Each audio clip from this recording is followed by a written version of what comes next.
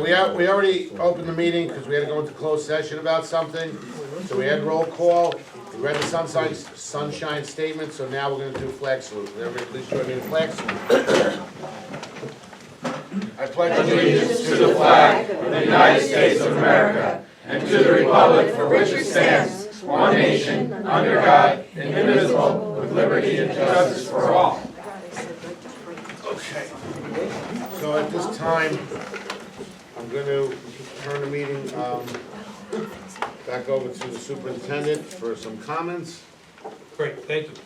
Good evening, everyone, all three of you that came out tonight and the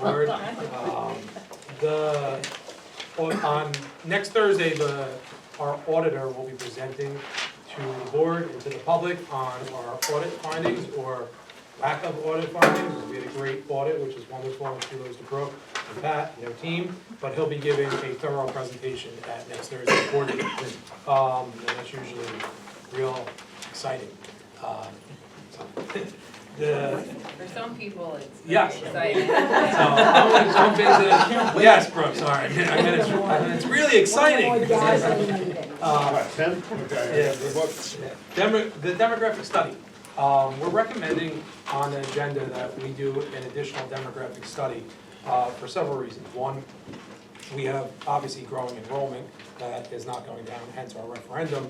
But we felt like it was a good time for us to do an additional demographic study so we could really take a look at our enrollment here in Fairlawn. It's been a couple of years now, as well as see what's going on with housing trends and turnover and where people are moving in. We were looking to dig a little bit deeper this time with the demographic study than we may have had in the past.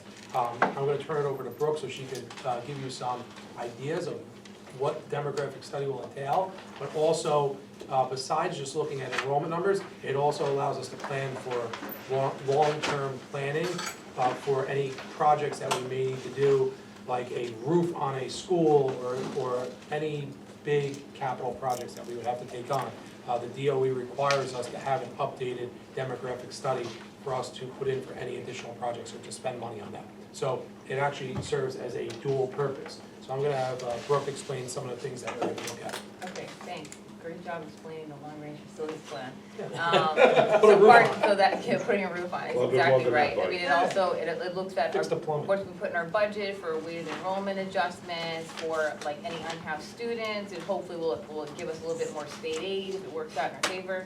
So the demographic proposal that we received has housing turnover analysis, projections by housing, plotting students based on our current student database enrollment and live birth census data outside of where their neighborhood schools were. So it'll give us a projection by each school. It's able to really look at the entire map of Fairlawn and kind of see where these pockets of growth, and the housing turnover analysis is interesting because it basically will take information from housing sales based on length of ownership, how many students have come out of those homes, and then do an analysis saying, okay, on average, you have this, and how many houses sold, and how many houses are in Fairlawn that an owner owns it for 40 years or more. So it'll give us a lot more detail based on each school area projections, and probably something a little bit more accurate that's taking in all the different data.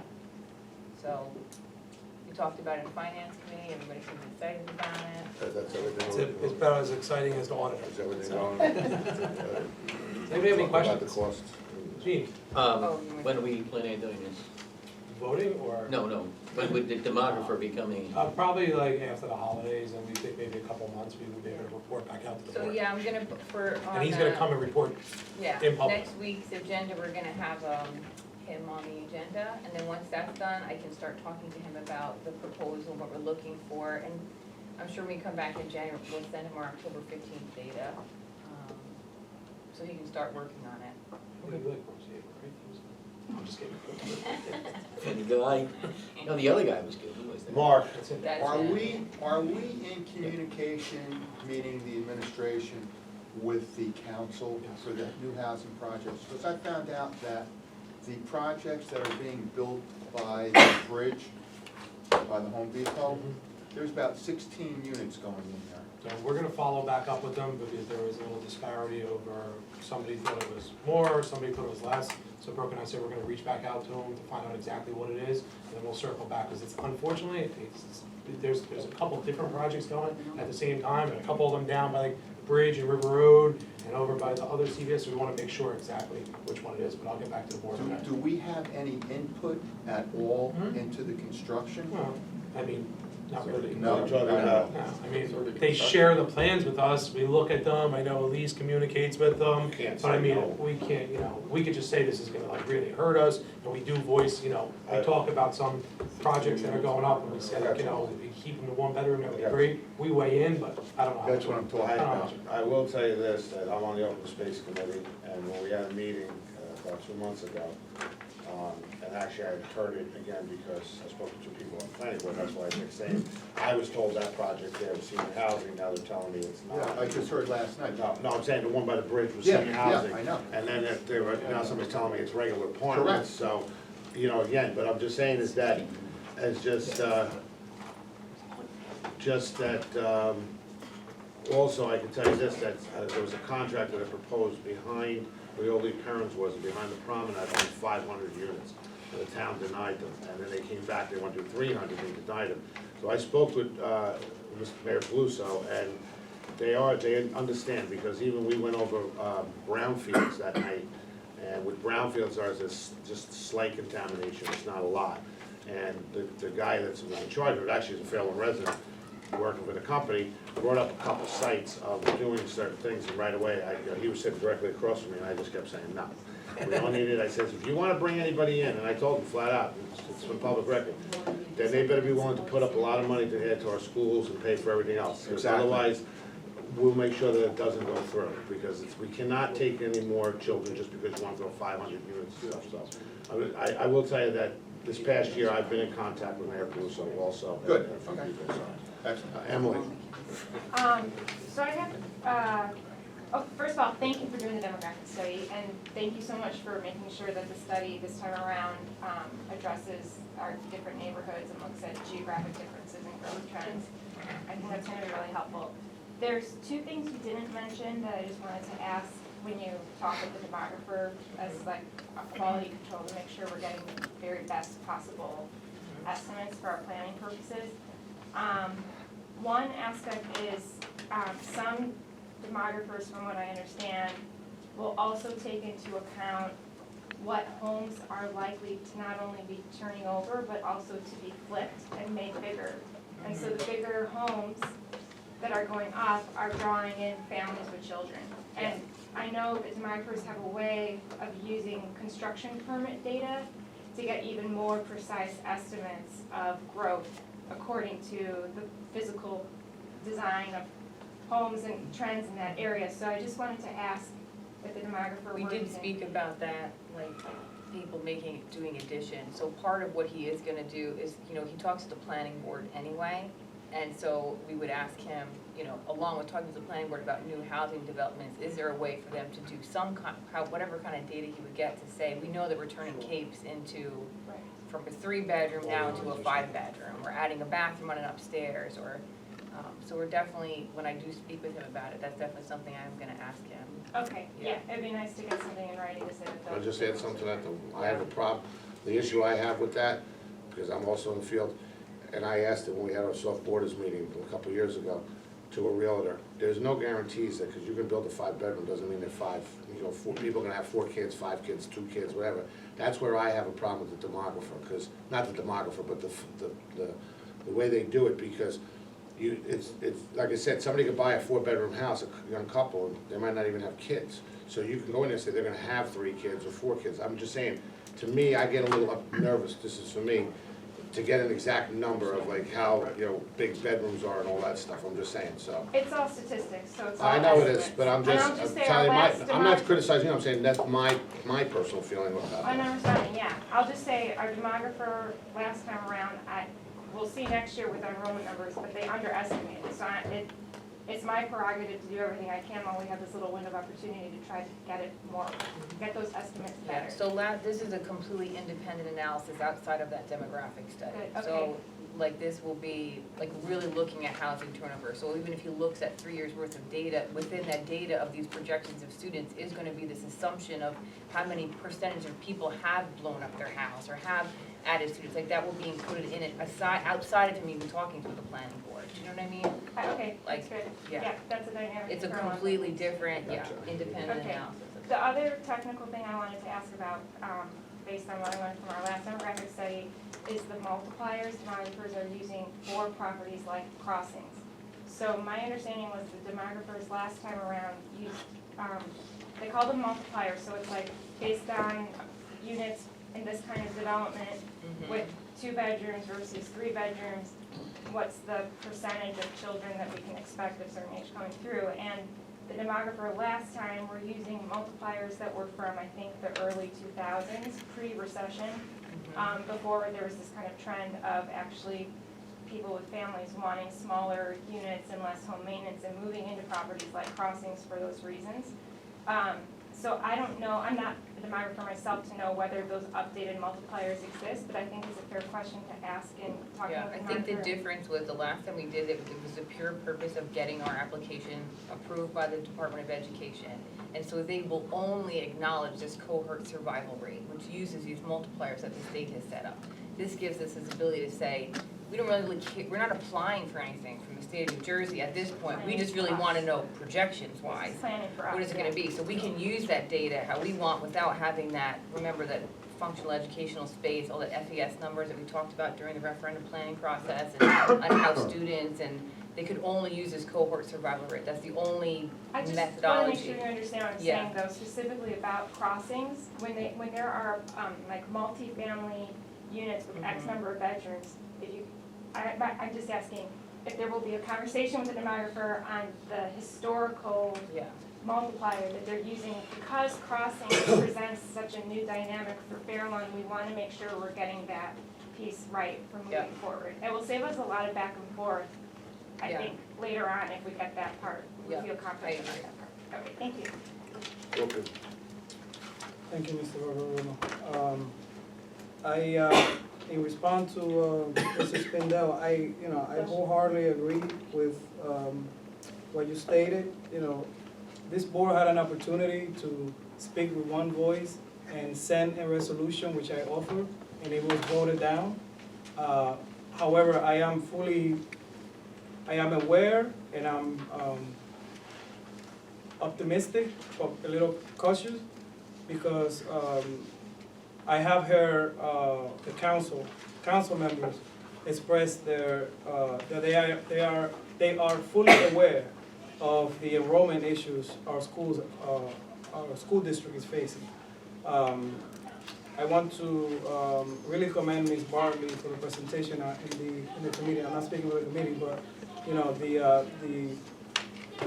the statistician, the professional in this company, does have a doctorate in statistics. So, this is someone that I'm really looking forward to the report when it comes about. But as a parent, as an educator, and as a board member, my biggest fear is the urbanization of Fairlawn.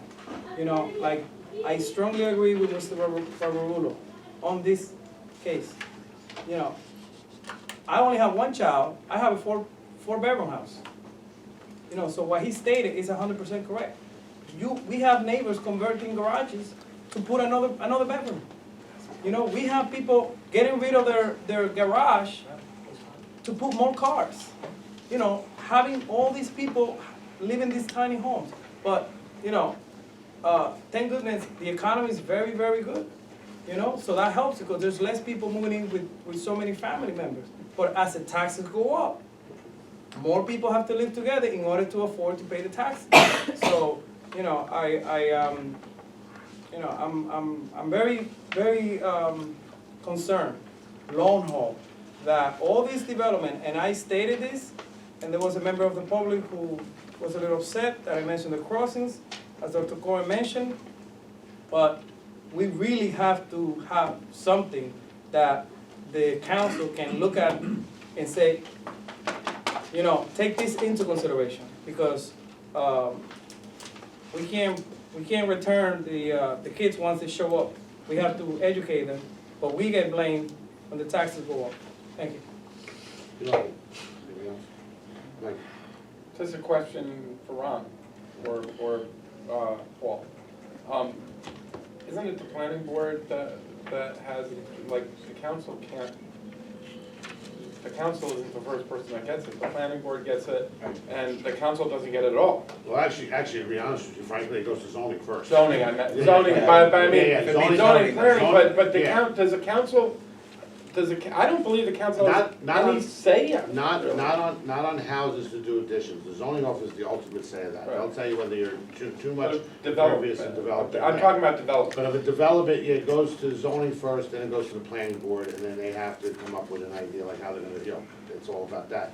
The council really doesn't get to the council until, it doesn't get to the council, period. The council doesn't Because have if the they right- don't, then they have to file Unless a. there's litigation, What? unless there's litigation. Yeah, unless there's litigation, and then that's where it gets to, but the council, I mean, I'm saying if like it doesn't go to the planning board, then they gotta go towards the Board of Adjustment and stuff like that. And are we still getting, I'm sorry, are we still getting the applications or that are going before the planning board so that we have what we asked for, so that we have the right to Yes. send someone to the planning board meeting to say the schools can't handle it? As far as I know, they're still sending it to. That's okay.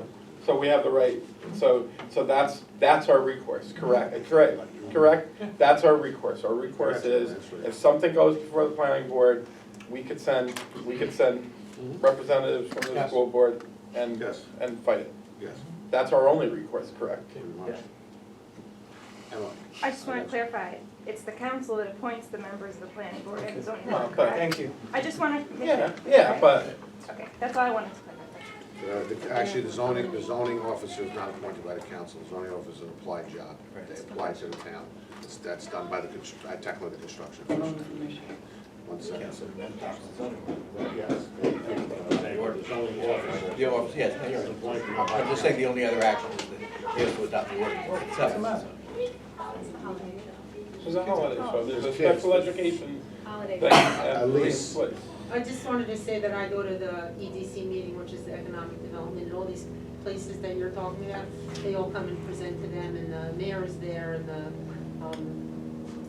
not Ron, Jimmy. Jimmy, Right, Quinnivan is there, and they talk about all this, and I have to say, I'm not a voting member, but, I speak often, and I just wanna say that everybody in that room is in any position of power, people from the zoning board are there, the planning board are there, they are all well aware of that the schools are not in trouble, but that the schools are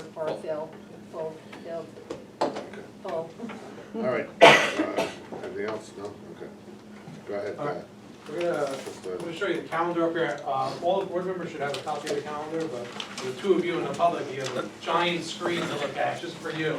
The school calendar this year is kind of dictated by construction, once again. Hopefully this is the last year of it. Dawn was here. I met with Dawn on our school calendar. I shared it with them, as we always do in years past. But this is where we're at for this school year. Labor Day actually falls late, so what we're recommending is that the teachers come back the 3rd and the 4th, and the students return on the 8th. We know that childcare can be an issue and a concern, and rightfully so. So what we're working on, Brooke and I have been working with the community school on, is running a camp the last week of August and the first week of September. So we're looking to plan something for the parents so that they have an option, if they need that option, to put their child for childcare. So we're gonna be starting, the students would be starting the 8th. As you move down to November, you'll see that election day, we are closed because it is a presidential election. There's been a big push by the Department of Education, the state of New Jersey, recommending all school districts this school year to close during the presidential election. And they put it in writing, so we're gonna go with that. December break is pretty straightforward.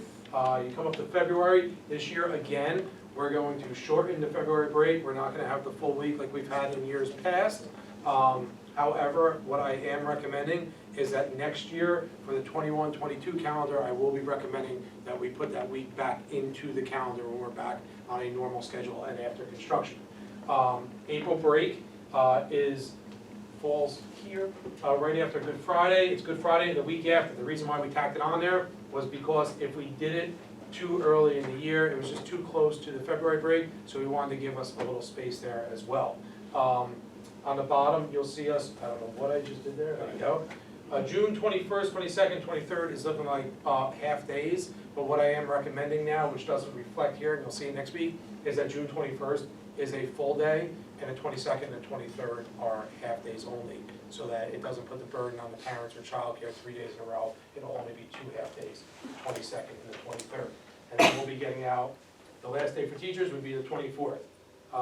We're really concerned, I don't want to say we're really concerned, we're really cognizant of construction, and we want to make sure we can get as much time in as possible here, and also Labor Day is late this year. Questions on the calendar? That was a close one. Mr. Jansen, I like it, that's it. Thank you. Mr. Santana. I have a different opinion, respectfully. Great job on the calendar. I have a few suggestions. Is it possible for the teachers, in service to begin on the 1st and on the 2nd? No, because we really want nobody in the schools, we're going to be Okay. cleaning and doing construction. We're Why, even gonna try, just one more thing, is the camps may not even be housed in our school. We may be trying to see if we could use the community center, we may be trying to go on trips on a bus somewhere. We have to clean our schools. Correct, you can So- leave it open, you can leave it open. That's it, go ahead. we don't see the Jewish holidays? Falls in on October? weekend, falls on weekend. Falls on a weekend? And Yom Right, Kippur is a Friday little bit night. earlier this year. Saturday and Sunday. So that helped us out this year, thank God, with the construction. But I think we should acknowledge, the Jewish holidays on a Monday. That's usually It's done not by on many. Monday, it's Friday If night, it, Saturday if it and falls Sunday. on a weekend, the district will be This off is the one Monday. year where, It's Friday night, Saturday and Sunday. Yes. I mean, I'll close the whole week out. I would like, I know the young lady from the teachers union mentioned it a year ago, and I still have it in my mind.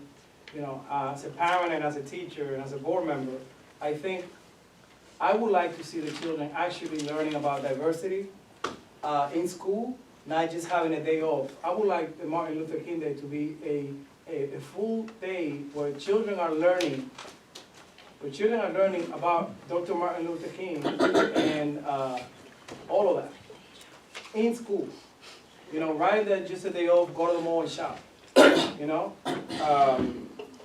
I would like to see the February break increase.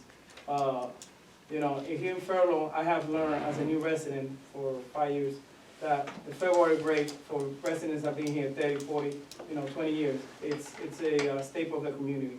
So I would like to see the February break, if possible, if the majority will agree, to see if we can have the kids learning about Dr. Martin Luther King in school, rather than a day off to go shopping. And that way we can have another day also for February, for the February break. So you do two things at the same time, learning about Dr. King and having more time with the family.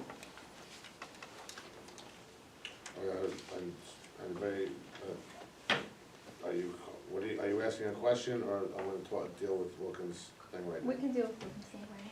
Okay, so, who are in favor of taking Martin Luther King Day and making it a full day of school and adding that day to the February break? Can I make a comment before? To learn about Dr. King. I did that, Why don't, should we sorry, do a I'm sorry, why don't we go through all the comments first, because there may be another great idea or an idea that everybody jumps on, and then we'll Alright. come back and thumbs up it. Alright. Emily, are you done with, you had your suggestions, Wilkin, are you done with your suggestions? or do you have more I suggestions? just, I know that it requires the majority to agree, and I No, but maybe. I'm saying, are you done with your suggestions, so I can move on to the next part, that's what I'm asking, you said you had some suggestions, so you're done with that one, do you have any other suggestions? I had another suggestion, but No, I you know wanna that- just give all the comments from each board member, and then we just go through it. Just I one got thing, the district didn't, choose a date for the, conferences? No, we're not, I we're gonna wanted do to know that, why. we're gonna do that next. I just wanted to get the whole outline of the calendar, vote on the calendar next, and then that'll give us time to work with our principals, work with Dawn Association, and figure out the conferences and the professional development days throughout the calendar. One last comment. I really like the fact that before some major, holidays, for lack of a better word, you have a half a day. And, before Thanksgiving and before, Christmas. That is a very good, thing to do. You know why? Because instead of teachers taking the day off and taking a sick day, it's a half a day, they get it home, they leave halfway, they take care of business. And I think this will, decrease absenteeism on those particular days. And I would like to actually see data that shows the difference between, you know, what was done when it was a regular day as per when it was a half a day. I think it's a win-win for the district and the taxpayers, because we will save money on substitutes for that day. Thank you. You're welcome. You're welcome, Emily. I want to begin by saying you're doing heroes work by trying to get a camp done at the last week of August and the first week of September. I think if you're able to pull that off, many families will sigh a big sigh of relief and be really grateful for that option this time around. So, and I know it's not easy. I know there's reasons why we didn't do it last year, but the fact that you're trying to do it this year We're trying. is really encouraging. So I just want to give props for that. In response to the comment about MLK Day being a day of learning, I know the district has a history of going back and forth on this. I feel very strongly that we should take the day off. I'm pretty clear that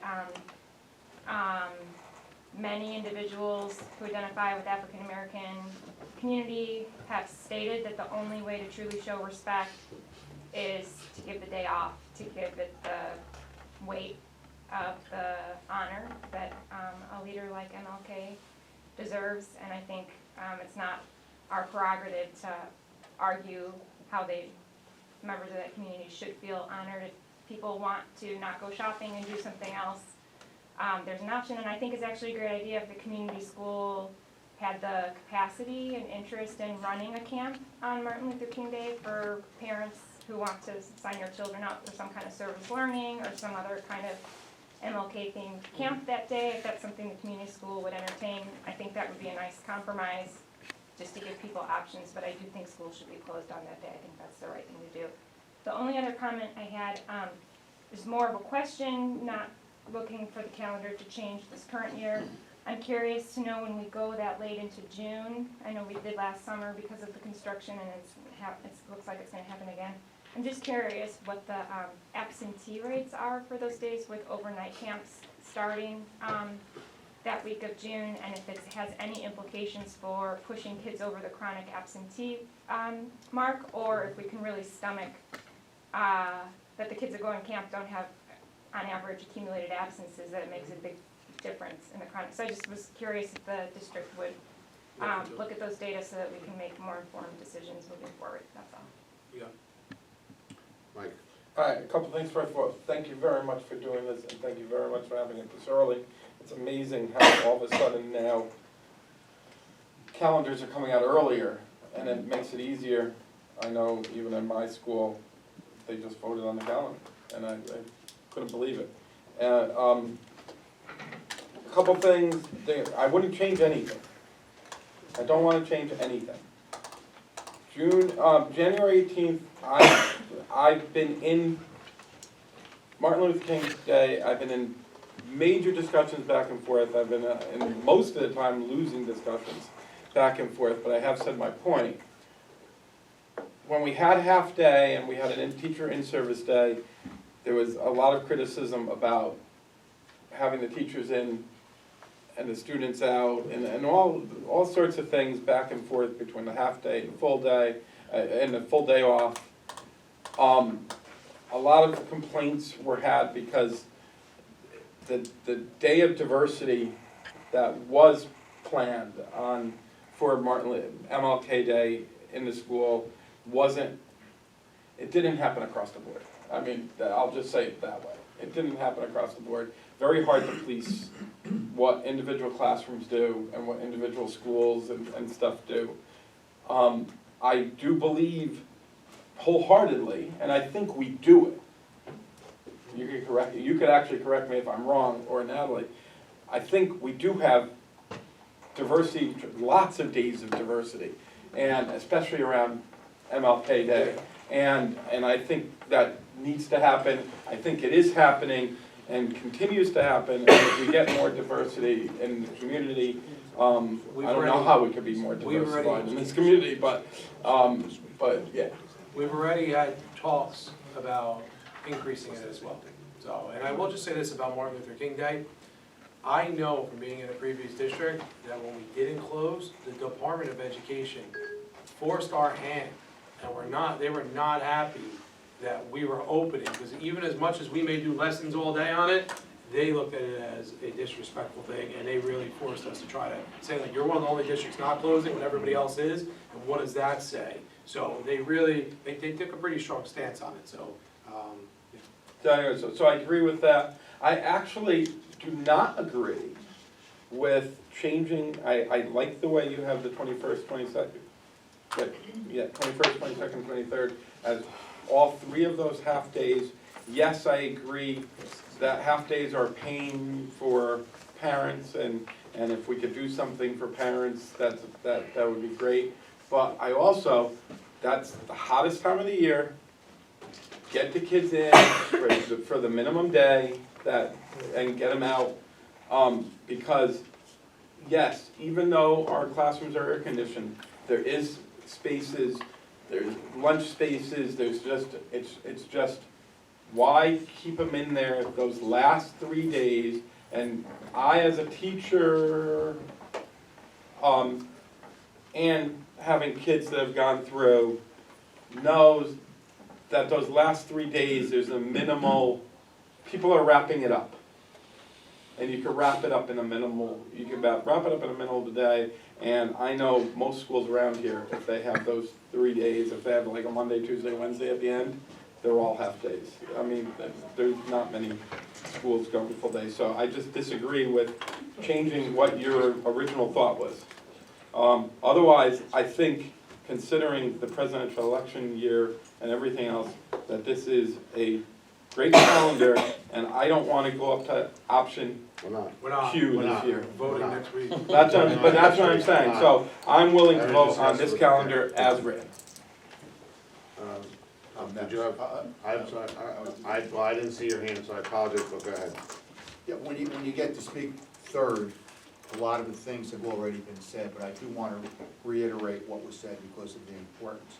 I think we need to continue to show diversity in this town. I think we need to respect the African-American residents within the city. And I am happy that we are closing on that particular day. As Emily said, what they do on that particular day, or what anybody does on that particular day, is up to the individual. We close on Rosh Hashanah and Yom Kippur when necessary in this town, and yet a lot of the Jewish citizens, residents, do not have to go to temple. They do whatever they want to do for that particular day, and it's just a day off. So I'm happy that we are closing for that day. Also, I'm very happy that you're having those 2 days with some kind of camp or so for the resident student, children. What I'm gonna ask is, if we can do it the first 2 days, why can't we, We're doing the whole week. yeah, I meant the whole week, why can't we do it the last 3 days possibly?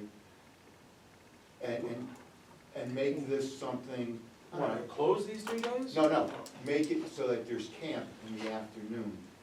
afterwards. I think there's still aftercare. Still have- Oh, there is, Yeah, there is? yeah. Okay, I thought the Yeah, pretty sure aftercare was I'm sure. closed. No, I Okay. don't think so. Okay, that answers my question, thank you. That it? Yeah, that's it. You gotta wait, Walker, because Lisa's going, and then I'm going after that. I just wanted to say that when I looked at the calendar, I loved it, and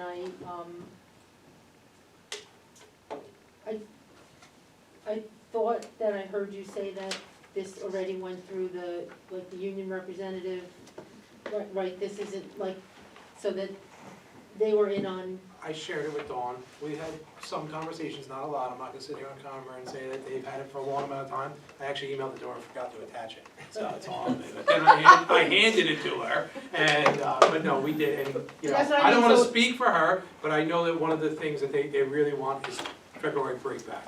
So, I made a promise that next year we will put it back in the calendar. right, but you're We're back showing to us schedule. this because they've already said it's okay. That's Do what you I'm. have something you would like to say, because I don't wanna speak for you. Do I need to stand? No, you're good. I really just got a hold of it and, did not, due to our meetings that took place yesterday, did not have an opportunity to speak extensively to the executive board about it. But if you see something from next week, you could please let Yes, us know. yes. Anything else? I just wanna say, I think it's a good calendar. You know, some people like saying starting the 8th, and then this year it's weird, Labor Day is late, like next year, I mean, if you look at 2021, Memorial Day is actually the 31st, the last day of the month, so that's really late, and it all falls on it. As far as the last week, I have a couple opinions. One, that's a regular week of school throughout the state. Nobody, I don't think there's any districts ending earlier, except maybe some parochial schools, the way the calendar works. Mine is. Huh? Mine is. Alright, well, then I'm just saying, you're ending on the 18th? I think we're ending on the 16th. Okay, well, then God bless you. But I'm just telling you, I We're think going the that, first week of June. I'm just, They're starting the Wednesday. can I finish with? I'm sorry? No, I'm just saying, I'd like to be able to say something. So, I don't think it's a problem, the half a days, I mean, if you make that one day the full day, what do you do, what is your suggestion, and what are you doing with the other half of that day? You understand what I'm trying to say? You said that you would maybe make that Twenty-first day. would be a full day, the other 2 days would be half days. Okay, but you're adding a half, all three of those are half days right now. Yeah. You're adding a half a day, so you're gonna be taking a half a day away from another day during the year. No, Oh, council. it counts as a full day. No, 21st, right now I have it down as a half day in this calendar. Yes. I'm just gonna change it to a full day. I'm not taking it away from anywhere. We're actually getting more instructional time by doing it. That's what he's saying. That's what I'm saying, so then actually the kids are gonna be in more than 180, whatever. No, it's still the same amount of days. They're minimal days. It's still the The same hours amount are of different, Even that's all. half days are a certain number of I know, hours I know, to I count know, for a full I know. day. Okay, you know, maybe I'm misunderstanding, but whatever. I don't see a problem with the half days because the simple thing, as Mike stated too, is those last 3 days, there were just enough parties, wrapping everything else up and everything else. So personally, when you sent the calendar, I like the calendar. I think it's something good to go, and I think we need to vote on it. I'm not expecting, and I'm not gonna vote for 16 versions this year, I can tell you right now. We're stopping at option A, and that's it. Just try to tweak this, and let's move on to the vote. Wilkins, and then Emily. Thank you, Mr. Overrulo. I concur with some of your comments. I'm trying to see this calendar, not only from my point of view as a board member, but also from my neighbor's point of view. And I'm gonna give you another point of view. You know, we have parents of young children in our community who get home at 6 p.m., 7 p.m., 8 p.m. From the train and commute from the city. And the way they feel, this is how they feel. I know you know how everybody feels, but this is what I'm being told by a lot of people in the community. If I'm paying tax, I'm paying $16,000, $18,000, $20,000 in taxes. Why does my child have to have a half a day? And then I have to pay for an aftercare. So my child has somewhere to go because I don't have a grandparent that can pick up the child. So I'm already paying the taxes and now I'm gonna have to pay for the aftercare. So, I am uncomfortable. Even although, I know as an educator that the last week of school is the last week of school. But I have to put, as a board member, I have to put myself in the shoes of those parent residents who, they're already getting home, they're only seeing they're not even reading to their kids because they get home so late, and they don't have anyone to pick up their children and they really making, I got you, Cindy. it's really tough on them to pay for the aftercare.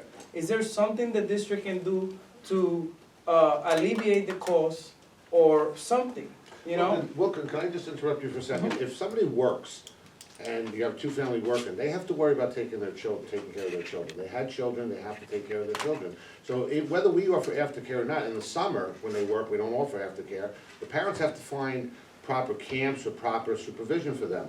So it's not the district's job to make sure, because we're having a half a day, that they have coverage. They're trying to make some camps and everything else like that, which I think is a great idea by our district, but that's not our responsibility as a district. I'm sorry, I disagree with that. The way the residents see it is the It's district. not all the Can I have a residents. point of order? Yeah. Are we talking about the Yeah, let's calendar, just or are stick we to the talking? I'm calendar. talking about the half a day for the last week. Okay, so you don't Okay, agree so with you're the not half a talking about day? in general, I I'm just want to talking about clarify. the Alright, half so you don't days. agree with the half a days at the end? Well, You don't agree with the The half half a days because Okay. the parents. I understand that, but I wanna move along, so I know Cindy hasn't talking yet, and I'm just saying, and Emily still wants to talk. I don't wanna hear about the taxes and everything, I wanna hear, you don't agree with the half a days, that's it. That's the point of order, I'm not cutting you off, but I'm not gonna go on and on about that part of it. We're talking about the calendar. You disagree with the 3 half a days, so the district, the superintendent will now try to work on trying to straighten that out. Emily? So, as a working parent myself, who understands like every disruption of a typical school day, even if it's just one day or it's having to manage the whole summer, like every day is its own day. And you never know what disruption of a school day is gonna set off the whole week or is gonna just throw, it's a very complicated moving logistical piece. And so, as a parent, actually, I would prefer to have Monday and Tuesday to be both full days and just to have half a day at end. Here we have 0 full days. I really see making Monday a full day as a compromise. So working parents, if given the choice, would probably want 2 full days and a half day. Administration or whatever, anybody who's not in that camp would say 3 half days, fine, let's get the 180 days in the round. So making Monday a full day is just a compromise, and I think it's the right compromise. I think people will live with that. Like if the extra, it's a 12:45 for a half day pickup, it's at 3 o'clock. So it's 2 extra hours that could actually be a nice, even symbolic, if not very pragmatic gesture for families for whom it really matters. I think it's the right thing to do as a board, is to meet in the middle, call it a compromise, and vote on the calendar and move on. That's my opinion. Thank you, Cindy. I just wanna clarify, weren't those 2 half-days, wasn't aftercare being provided? Yeah, believe so. Yeah. We usually do aftercare. No, I know he said that the 21st is now gonna be a full day, but there is aftercare. Yeah. Right, Believe I just wanted to make sure I heard. There's options. Right, okay. No, I know that. Anybody else have any comments on the calendar? Go ahead, Wilkin. Just because the district is providing this is it's a question, a common question. If the district is providing the childcare, the parent have to pay, right? Am I right or wrong? Okay, so what I'm getting at is, the parents are under assumption with this day, with the school days, that my child will be home until the end of the school day. And the more half a days, the more they have to wonder who's gonna pick up the child. We have many residents that have parents, their children, hear me out, please. The children's grandparents live in Brooklyn. We have many residents that they move here from Brooklyn, and the grandparents still live in Brooklyn, and they don't have anyone to pick them up. Mr. So, Santana, I understand, listen, and you know, I'm a working parent, my wife is a working parent, she travels, she's gone 8 days at a pop, and I have 2 little kids at home too. I get it, trust me, it's a lot, but we figure it out, and I have no family around here. We figure it out, we make do. I hire somebody, I pay somebody, I pay through the nose. I mean, we figure it out, we juggle, but this is the calendar. I mean, this is what we are recommending right now. So I think we should take a thumbs up, thumbs down on the current calendar with the full day on the Monday, thumbs up, thumbs down. If it goes down, then we can look at Martin Luther King You're not Day as taking well. over for Mary, are you? Because she's supposed to say that. 6, 7, 8 thumbs up. Adjust the calendar, we'll put it on next week. That's what you always say. All right, do you have any other comments, Lucia? No. Okay. Seeing none, we're gonna open up the meeting to public comments on the agenda items. Anybody have any comments on the agenda items? Please stand up, sign in, and state your name, please.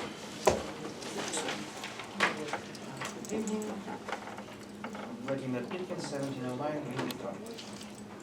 Could you speak louder, please? Sorry, Vladimir Ilkin, 1709 Greenwood Drive. Thank you.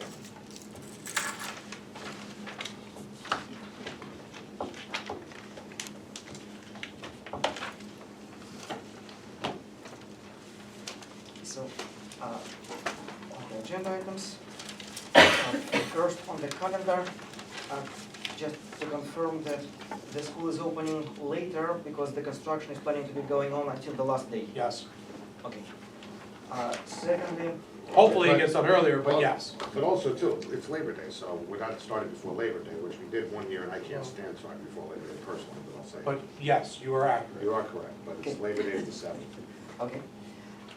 Secondly, just a suggestion, maybe we can put in the schedule what happens if we use less than 3 snow days. If we use less than 3 days, historically, we usually tack it on to Memorial Day, but sometimes we play with that, so that's why we don't. Oh, I didn't know that sometimes we play with it. You could. Okay. You could. All right, then on the demographic study. First of all, I think it's a great idea. Thank you for doing it. Secondly, I have half a page of questions about it. So, who will be doing the study? Details, I think it would be good if the person shares the details how he wants to do the study before he actually proceeds doing the study, because we may have some great ideas, like Emily suggested something. Yeah. How was the demographic chosen? Was there a proper process to choosing that specific demographic company? Did we deal with that company before? If yes, You wanna do one at a time? One question Sorry. at a time? I'll roll back. So so the name of the company that we're recommending is the same company we did use last time. It's called Statistical Forecasting. Just as a point of information, there's very limited companies that provide this type of service for K-12 public schools in New Jersey. There's only 3 that I'm aware of. I contacted the entire Association of School Business Officials to find out who are you using, what are some names, getting some proposals. What makes this person unique is that he does have a doctorate in statistics, where a lot of these companies are kind of former educators. His proposal does outline specifically what he's going to provide for us. In terms of the specifics of Emily's questions, like what multiplier you're gonna use, he's not gonna have that listed in his proposal. Most of the time that school districts look to get a demographic study done is for like one of 2 reasons. It's usually upcoming construction, or when you see that there's a huge change in your enrollment. So right now, we know that there's lots of districts in New Jersey that have a declining enrollment, where they're closing schools down. Then your next, well, how do we, so we researched how many companies there are. We have used this one before. We have not. We have, yeah, we have used him before, this company. Is he going to present details how he's going to do the study? What's the So in the methodology? proposal, he does outline like the specifics of what these services are gonna look like and what we can expect them to look like. We are gonna ask him for a sample report of one specific type of survey that we're looking at that's different than what we did last time. So he does outline that pretty clearly in his proposal. Right. I'm looking not so much as a report what he's going to present, but methodology, how he's doing the He research. probably does have that in his proposal, which I do not have with me. Because I put it in my office after the finance committee. You mentioned that there are only 3 companies, so you just chose the one that has PhD in statistics. I guess that's the answer to my question, how We to chose- choose them. Oh, that's not the full one. No, that's not the full report. Yeah, that's just a proposal. I know. Yeah. Now, from the point of how much we're paying for his services, I don't know what the due process is, but was it followed? Yes, of course, so we have to get quotes, we have to attempt to make quotes from other companies. We also, because it is a proposal, it gives us the ability to say, there's another demographer who we worked with that we were not happy with at all. So, even if his price was much cheaper, we wouldn't necessarily wanna go with that person, so, this is a price that's within par of what we would expect to pay and what other districts are paying. Since we dealt with him before, were we satisfied with his services? Were his forecasting accurate? So we're only 2 years out, or it was 16, 17. They're a little bit lower. However, as I stated to Emily before, there's 2 different ways that they can look at the demographics. And there's only one way that the state actually will accept that data, because they feel the other one's not proven.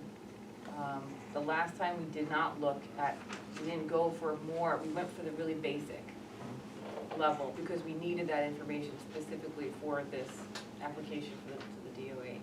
Then maybe when he'll present it to us, he can tell us why he wasn't taken it last time and why he will be more accurate this time. What is the Because we're gonna pay him for doing additional studies. Yeah, It's no, like, but she, Brian, like she said, Yeah. we didn't ask for a We didn't ask comprehensive for, one. We yeah, asked for the basics, that's all we needed. We Yeah. didn't need the other stuff, so now we're going deeper. So yeah. he's gonna tell us He exactly did what he the was differences. supposed, yes, he did what he was supposed to do the last time.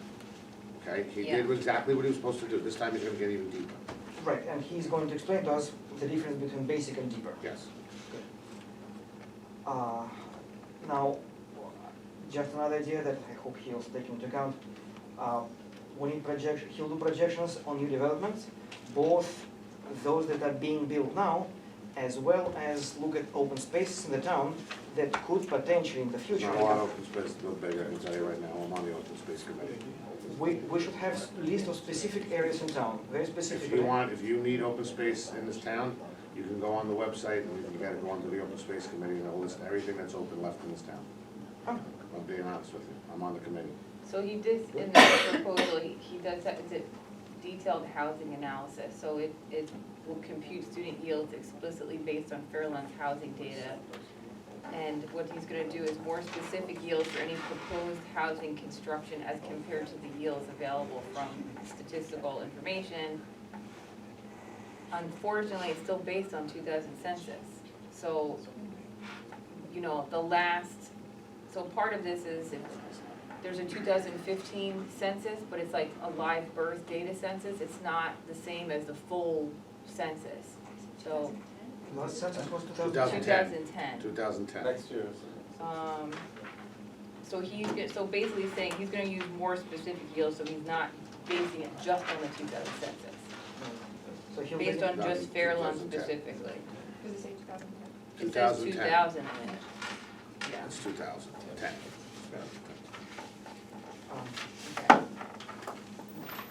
And Ron, thank you for this tip. Maybe I can talk to you later. Exactly where do I go, where do I see the list, and what's on that list? Sure, you can talk to me, no problem. Thank you. You're welcome. That's it. Thank you.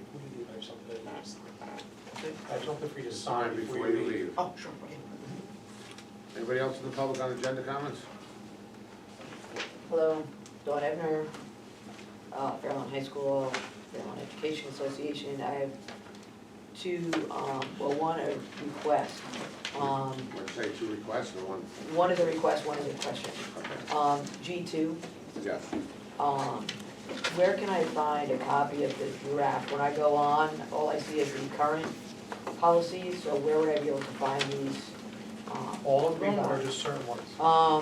16, Go ahead. you want me to tell you now, or Yeah. 1642, 3159, 3218, 4218, 5517, and 7522.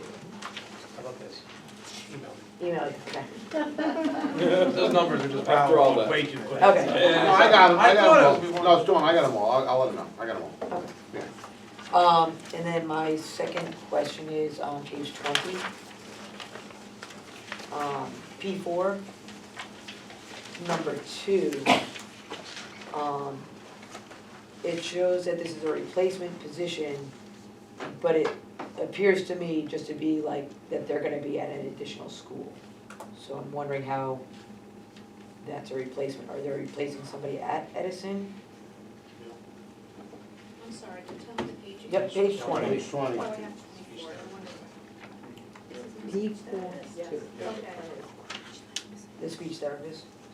It's not a new position. She had replaced someone who had left previously, that was, who had resigned, so we're adding, her schedule is changing, so one of her days is going to be at a different school, based on student need.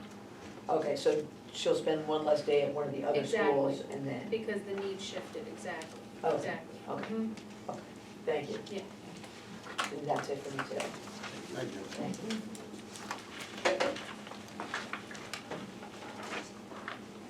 Ida Faivelovich, Fairlawn Avenue.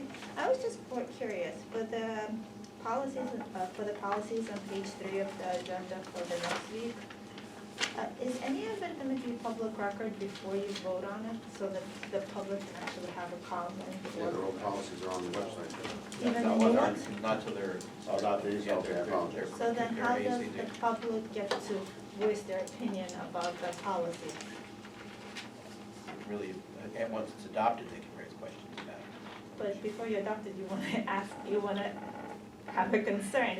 If once you make it the choice, it's hard to change it, it's much easier before you actually Not adopt that it. hard to change policy. Change it all the time. Yeah. You could change policy. on it. But I mean, there's the no- policy is the board's policy, it's the board's to make. Certainly, once it's adopted, the public can comment on it and make suggestions and recommendations. Policies are constantly being revisited and are often revised, so it's a very fluid process. It's not that they're carved in stone. No, I'm just curious, so you're gonna be talking about the policies on next board meeting, but the public cannot really see the policies, so they have no idea what's going on. We I'm actually, just curious. we actually had a policy meeting where we spoke about all the policies Yeah, but- at that meeting. That was Well, open. the public couldn't see, you guys got the Oh, policy. yeah, No, that was, that's an open public open- meeting. No, people could They can hear, sit, but they they cannot can see it. see. I Like, understand. they could say, page number Okay. 523, But- number, policy this, nobody really knows what But they're as we talking about. stated, even though it gets adopted, the public can read it then afterwards and say that I would think that just. But why make why make two steps instead of making one step? That's why I You know don't what, Ms. Ferrell, understand. I can't answer that question, I'll Yeah, once defer it's- that to the board attorney. Well, once there's a first reading, it's certainly at that point public. Once, after the first reading. Provide it to them next week. But this is the second meeting, can they put it online or provide it for the public? That's fine, I'm not arguing with you, No, I'm not- I'm deferring to the thing, I because understand. I don't know the answer to that question, so I'm not gonna answer it, so. So, So after the first reading, then we'll make it, before we vote on it, How we'll about make it. this? isn't, If you would like a copy of the draft after Yeah. the first reading, reach out to me and I'd be happy to email it to okay, so when can I do that, by you. next? After next Thursday. Gotcha, thank you. Can we provide it? If she wants a copy, No, I will let me be just leave a couple of copies out there. No, the I'm next not time we have gonna a kill a policy tree. meeting. If Okay. she wants Okay. paper, I will provide it to her. It's a lot of paper, so I'm not just gonna No, print no, out a Is copy. there where you Or can you put send it a PDF. online with the agenda policy, just attach it? I'll find out. I'll find out. Okay. Anybody else? Any agenda items? All right, any board comments on agenda items? Emily? Okay, real quick on the subject of policies.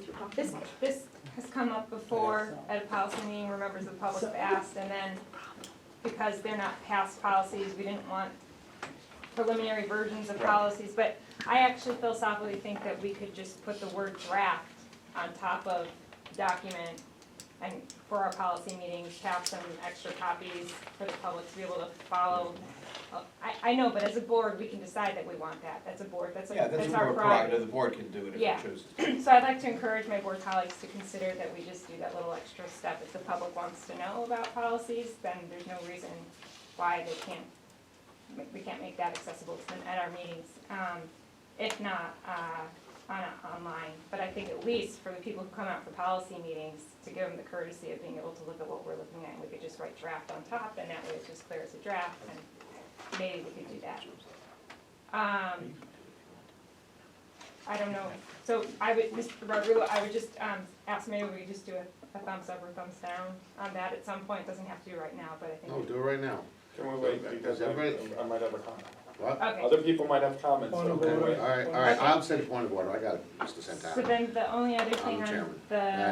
the, policy, part of the agenda, and I had emailed, Mr. Garcia about this, just the bicycle policy. Yes. There's some language on it that I had recommended revising. I don't know, Paul, how I should, because we don't have the policy in front of us, but I guess next week at the business meeting, I'll just make a motion to amend the policy when we're at the point of voting on it. I was actually I gonna don't, take that sentence out and send it to the board ahead of time, so you could see the sentence highlighted that Dr. Cohen recommended taking out. It made perfect sense. Okay, that's all, thank you. What it was it spoke about, the policy that we had, the language in it, said, providing education Yes. on the safety of bicycling from 4th grade up. When Dr. Cohen said, why don't we just put, not 4th grade up, just for all students, so it made perfect. Actually, it was to say the district will strive to make the education. My concern was that there was the one sentence in the policy that said that this is what we're, so it kind of mandates that we do bicycle safety training 4th grade up forever and ever, and God forbid something were to happen, and look at the policy, and it didn't happen, or it didn't happen well enough, I would you feel like like me to it read just. it? That one sentence? Yeah. Sure. I don't have it. Slowly, Excuse me? please. Don't read it too fast. Okay, just gotta find it first. That was the walking policy. That's the walking policy, okay. The district, where is this? It's under 4th grade. Yeah, there it is. The district provides bicycle education to teach traffic skills and rules, as well as improved judgment in individual and group bicycling.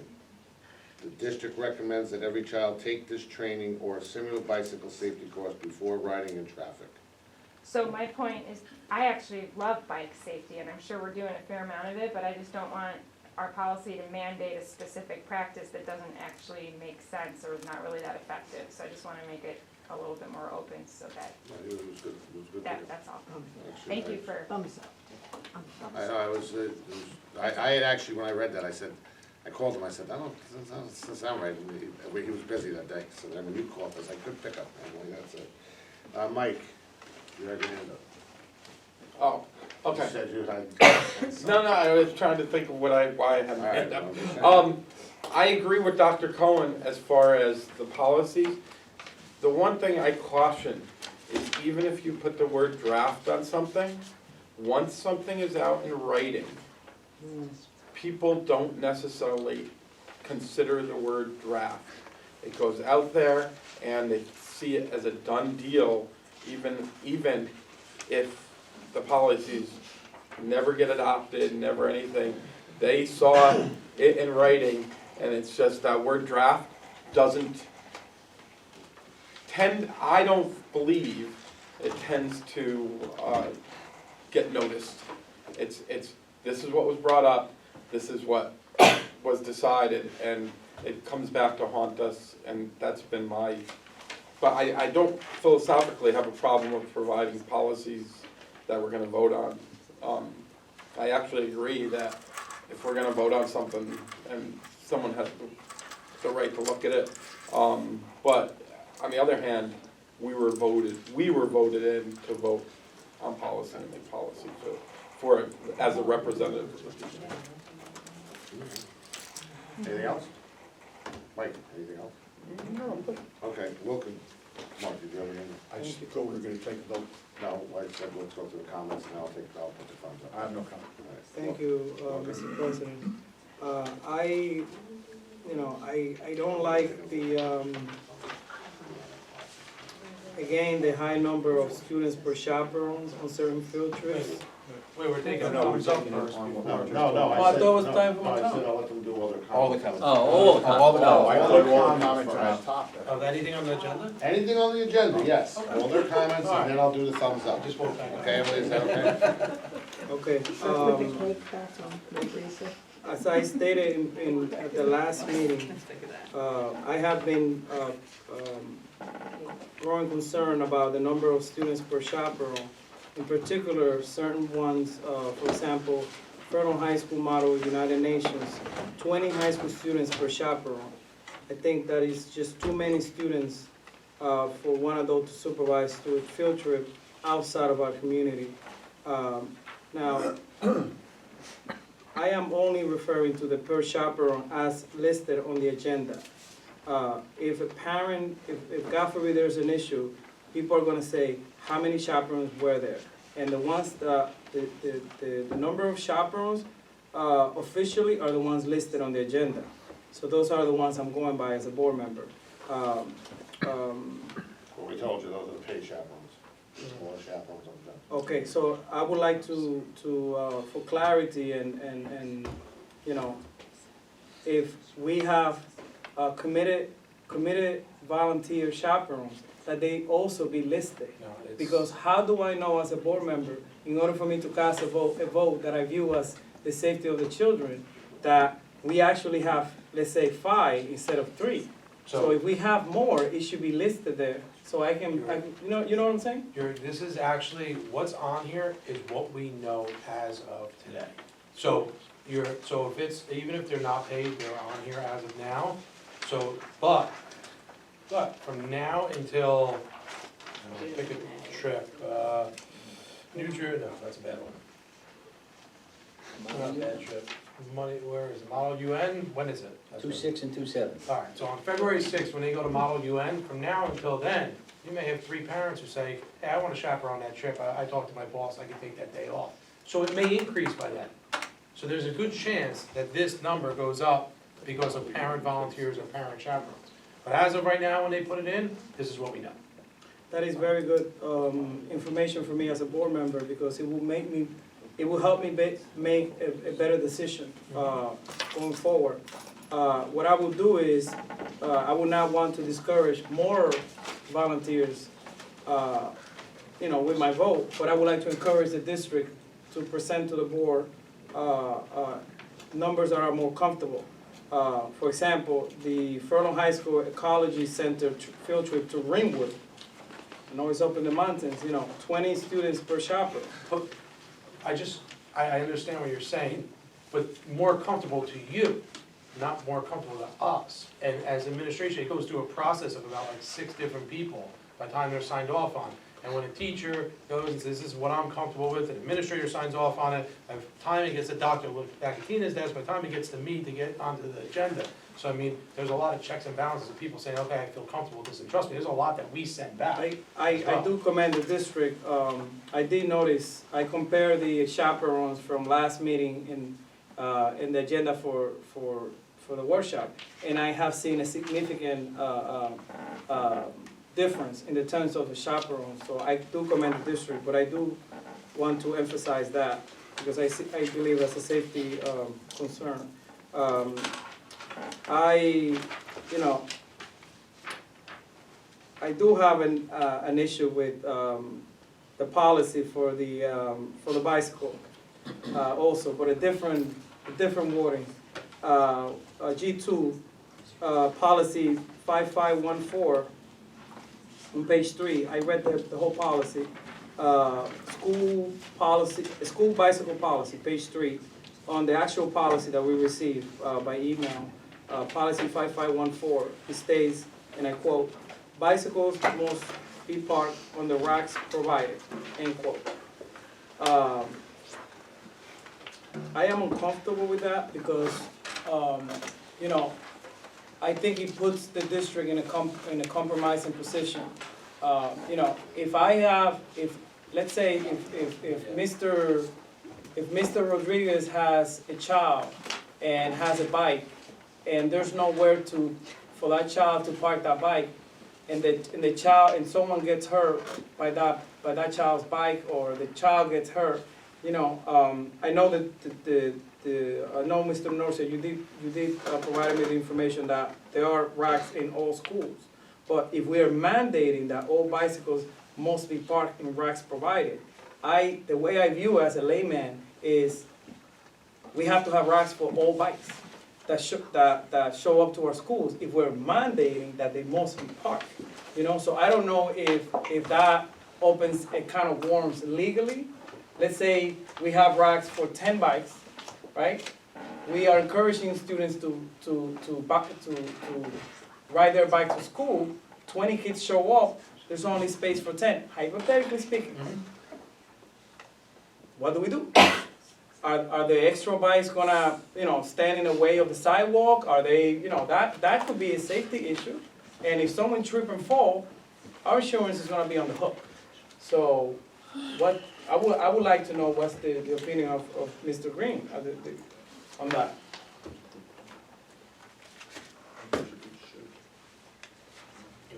Recommend. What does it say there? Maybe you should change to should. Bicycles must be parked in the racks provided, students must bring and use bicycle locks. In a designated It says that we, It is recommended that bicycles. Just change must to should. Yeah. must be parked on the racks provided. So it implies we are providing the bikes. It doesn't say how many, it doesn't say, what if 100 bikes show up? We're gonna have, Must So to should. change it to should. Just change it to should, just change it to should, and fine. I mean, I think your biggest exposure would be if there were no rooms for the students to park the bikes and lock them and they got stolen. I mean, that would to me be the bigger concern. my concern as I mean, I don't know that they would be my concern blocking is, the sidewalks, but. that's one concern, but a concern that I have is if there's no place to put them, and God forbid the child, young We'll children, have to they- have more racks, if but I they- think we But change it here's, to should. here's another question you have to think about too. What if a child brings his bike to school, doesn't put it in the rack, and leaves it on the ground, doesn't even lock it up, and somebody trips over and gets hurt? Right. Whose responsibility is that? Ours. yeah, No, but, no. yeah, I'm answering. No, I'm just saying, there's another issue. I'm not saying I disagree with you How with the come we racks. didn't discuss this at the policy? Because meeting? this is Discussing the actually- Because In this my- was just added, these policies in there. He It's, just, No, on I the safe know, but routes. we went Let me through the explain, please. policy and. Let me this- explain. This wasn't on. can I Oh, it explain, wasn't on please? there. Explain. Yeah. This, in my email that I sent to the whole board, Yeah. Safe Routes to School liaison, Lisa Lee, that we're working with, we're trying to reach a certain status here in Fairlawn right now, and where we could actually apply for grants that could actually give us more bike racks. Okay. However, we have to have certain policies in. We didn't find this out until after our policy I meeting. got it. So it was important for us to get this policy in, so we could get a first reading in December, a second reading in January, and then grants may be opening up in February. So that's why it's on here now. Got it.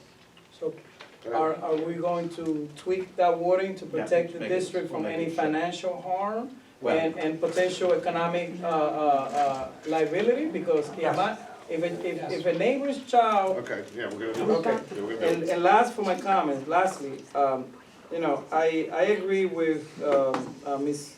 Pavlovic. I think it's a good point. I think, I think we should err on the side of err on transparency. And, I don't think if something is listed on the, and correct me if I'm wrong, Mr. Green, if something is listed on the, on the workshop agenda, it's no longer deliberative material, if it's a policy.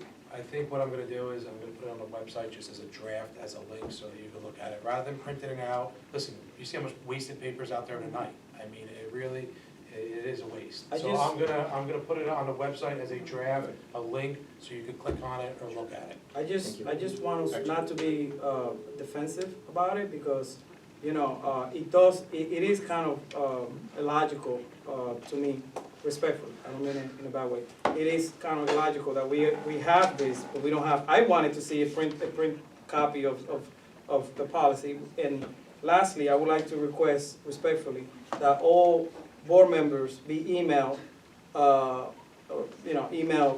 soon as possible, the policy 0169.02, board member use of social networks and other forms of electronic communications. We gave it to everybody. Everybody has it. We gave it to everybody at the policy meeting.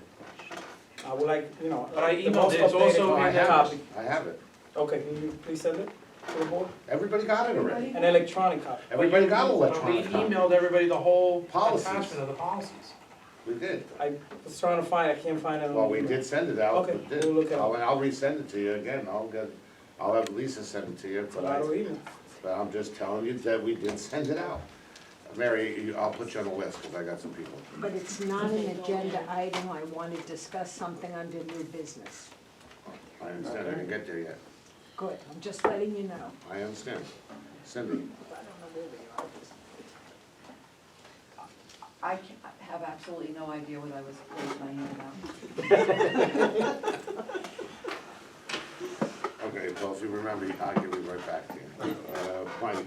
I just want to agree that I'm fine with changing the bike rack to should, but I want to remind everybody that the kids have ridden bikes to school for the last, forever, and we've had enough bike racks and kids have the rules in their rule book that says they're supposed to park in bike racks, and we've always been able to provide it, and it would be to me, and correct me if I'm wrong, Mr. Norcia or Mr. Green, it would be, if we didn't have enough bike racks for some reason, at that point, it would be the principal's job of the school that's managing the school to make sure that the kids had a place to park their bikes. We don't have to sit here in meetings and spend an hour on bike racks. we are. Because That's correct. it's like nitpicking something that's been on there. I'd much rather worry about kids wearing bike helmets to school and stuff like that, because that's the safety issue. Thank you. Elise? Mary? Okay, this is under new business. Well, I didn't get to the business yet. Then I have nothing to say Okay, then. but I'm just saying, you raised your hand, I recognize No, you. no, I I'm just didn't. saying, I showed a proper thing. This is Does a any new other board business members item. got any other comments on agenda items? Okay, nothing else under agenda items. No, now I will say now, I need a thumbs up, no, because we just said. You're gonna put it on the website. You're gonna do it, right? Yeah, we'll do it. Yeah, yeah, we don't need it, he's gonna do it, okay, that's Just done. thumbs down. So if you don't want it, okay? Now, Get 8 thumbs. okay.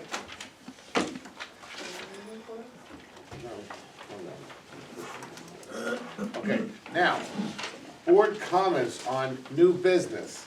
Mary?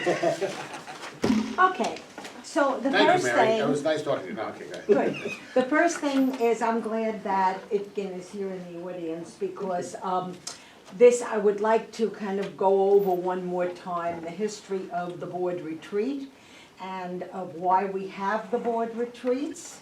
We receive 3 credits each time we have a board retreat, and it is our obligation to have 2 board retreats a year.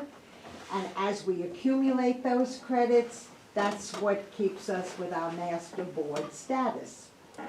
So I want to remind everybody that we did not have a board retreat in November and are going to have a board retreat in January, but that will not satisfy the spring.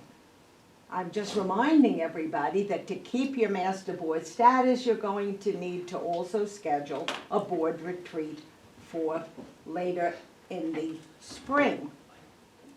Okay? So I had volunteered to take on the task of doing the board, planning the board retreats, along with consulting with the board president, consulting with Matt Lee, and also consulting with the board when I would sometimes bring various topics and the board would say, oh yeah, that's a good one, that's not. And then we were focusing on goals and so forth.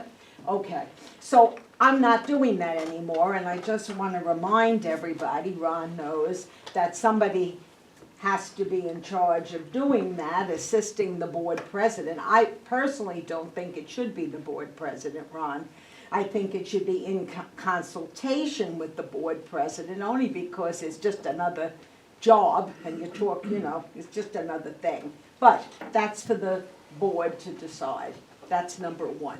The second item of new business that I wish to address is the fact that several years ago, individual board members were getting birthday cakes and other board members were not. And so I took it upon myself to collect money and get everybody's birthday. And we would celebrate everybody's birthday, everybody. Because I don't like we celebrate your birthday, we don't celebrate yours. Your friend brings you cake, you don't have any friends, you don't get a cake. I don't like that stuff. You don't get a Why you gotta cake. say that She about Nick? kinda went like this. Right. However, the money is gone. I can turn over $4. I did very good planning. But again, if this is something the board wishes to continue to do, I just want to remind you that somebody's got to do it. And those are my 2 items for now. Who knows what I might have to say in the future as I prepare for my last meeting. Watch out, Itkin. And that's it. I have nothing else to say, other than those 2 items you have to do something about. Well, Make Mary, decisions. I want to say on behalf of the board, I want to thank you for the years that I've been involved in the board. We've come to board meetings, you've taken care of the street. Yes, I took care of the street this time, being that you were in the midst of everything else. And I would be happy to have somebody else take it over. I've been in contact with Matt. Again, I want to thank you personally and publicly for everything you did for that, and also for the birthday stuff, because I know how excited you get about us having birthday cake. And it's there in the freezer waiting for us. Well, of course, I want to thank you, so. Cindy, I got you on one. To piggyback on what Mary was saying,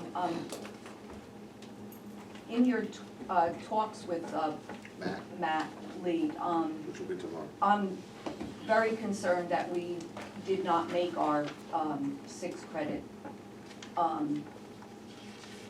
thing this year because the board retreat that was supposed to happen did not.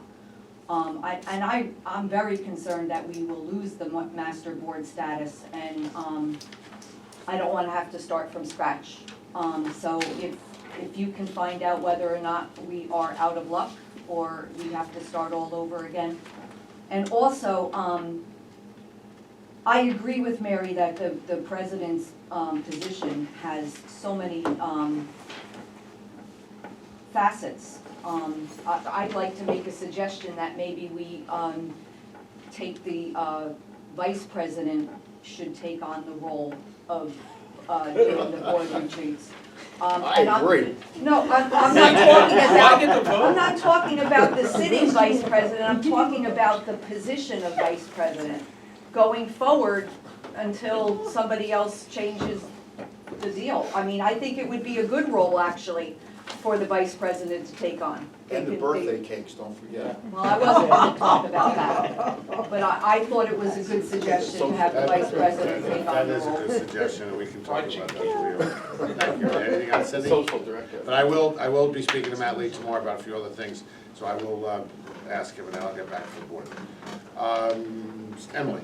Yeah, so I was under the impression that we just needed to do an extra retreat in 2020. So specifically in asking Matt Lee about master board status and the retreats, I'd just like to know, are they counting school years? Does the summer count? Is it the calendar year? If we could get one in the spring, we should be okay, but he gets so booked up because he has to do so many other districts. So 2 questions. One is, if we can do one in the spring, meaning if we could do one by June I 23rd, believe so. that's spring, end of the school year. Yeah, I Yeah, don't- it's usually no, he And doesn't. spring semester, fall semester, usually, that's Okay. how it goes. And the second question would be, does Matt Lee have to be there in order for I it have to that count same question. as a retreat? Can we do our own retreat and document who was there and where we Yeah. go? I will find out for you. Okay. My thought, I think he has to be there as the school board rep, but I'm not sure. Well, we're not sure, whatever, I will find out, Emily. I have written down 2 questions. I mean, we can have a board retreat, but Okay. in order for it to qualify. Yeah, So, Can I just? I'm still listening. No, I just wanted to know, it doesn't have to be on a weekend, does it? Yeah, no. So can we have it on a week, and is there a certain number of hours Well, that you must have? It's when Matt can. Here's the question, if Matt doesn't have to be there, I guess you can do that. If Matt has to be there, you kinda gotta work with his schedule. Like, I can tell you right now, I texted him today, he's like, I'll be at a strategic planning meeting tonight with another district, I can't talk to you tonight. I was like, I won't be able to talk to you. But there are more, obviously, more weeknights then, Yes, then yes, we can. I understand So he that. probably could fit us in. I don't know, So that's like I just said, I'll ask him all that. Well, Okay. yeah, Matt Lee has come to do our goal setting on a Thursday evening. Yeah, no, I'm not saying he can't, I'm just, So, think he'd rather. I would like to see NJSBA's guidelines directly, like, it's gotta be in writing somewhere exactly what that criteria is, how you satisfy Should be on it. the website. Yeah, maybe we can put it ourselves, yeah, that would be helpful to see, or just make, yeah, okay, so, I'm gonna, share a handout, with my colleagues, you just take one and pass it around. that's the one you sent us today? Yeah, I made No, I'm some saying, that's the one you. revisions to it, it's an updated Oh. version. So, I just want to remind everybody on the back of the handout, it says proposed board goals on the back, not the grid part, but the back. I didn't have the statement of the goals that we actually voted on, so this was the draft version, and I know we changed the language a little bit, but this approximates, oh, yeah, that would have done it. This approximates what, the digital copy, I forgot what it's funny. They get close enough. Yeah, so we have, especially the first two goals here. The first goal being about refining the board committee and meeting structure for optimal communication and productive use of time. And then the second, assessing and refining the process by which we evaluate district and superintendent's goals. Those are two of our goals. I know we're gonna be talking about the goals at the scheduled January retreat, which is great, but I just wanna, take pause that it's the end of the 2019 calendar year and to try to help us hit the ground running with our goals in 2020. I wanted to propose that we strive to create some kind of master plan of meetings that we know we're gonna have to have in the next 12 months, and we have a pretty good sense of the timing of those meetings, so that we can see month to month in advance where our time is already has to be committed to, and then make decisions about what else we want to schedule in on top of what we already know needs to happen. So, you'll see this is the table, it's just a draft, and this is something, oh, that's good, to just think about, in advance of the retreat, but I really, and my understanding is that Mark and Mary created a similar tool. There it is. That's right. Okay, so this is the first time I've seen it. So it's a similar idea. So basically, the columns, the way I've categorized how our board meetings take place is there's the regular business meeting, which we know has to happen every month except maybe in July. Maybe sometimes we skip the month of July. We have some what I call special meetings that we know are gonna happen, like the retreat, the reorg meeting. We know we have a special action meeting at the budget meeting in March, next year budget meeting. Then we have our work sessions, which is one of the areas where we have some disagreement among us of whether we should do work sessions in the next year. We still have committee meetings of some sort. Whether we modify those committees, we're gonna have some committees in some ways. And then there's these other major meetings and events, like for example, in October, many people go down to Atlantic City for conventions, so I think we should all just be cognizant of that time commitment in October when we're thinking about scheduling other meetings. So what I would like to just have everybody think about is trying to use this as a dynamic document for planning our time together and how we're gonna make time to work really deliberately toward our board goals. I feel like what oftentimes happens here and in life is you get so focused on kind of day-to-day operations, you lose sight of the longer term things that slowly we should be working toward. And so using some of our work session time in a very strategic manner to make sure we're at least spending some work sessions with agenda items that relate directly back to our board goals, and not just doing it at retreats, but have it be like a more regular kind of incremental thing that we're working on whenever we have the time to do so at our work sessions.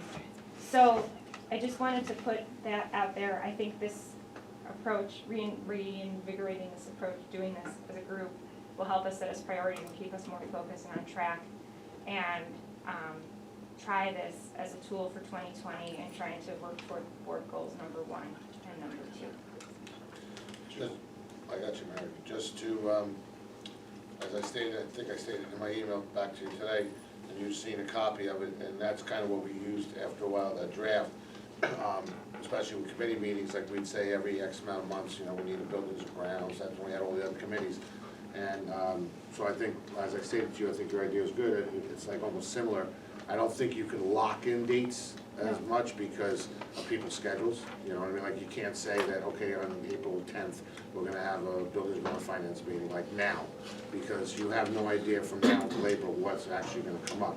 So using your thing and using that, I think are two good ideas to give us a guideline of what we're, like you were saying, what we're facing as far as meetings and thing. And as far as I also stated, and I thank you again for resending it. I mean, I had my copy to send to the board members, this copies of the survey, so that is something that we need to discuss because, like you said, there was different opinions on some things and stuff like that. So I think that'll help. Just want to clarify one thing on the work session specifically that I didn't make clear in my long-winded comments before.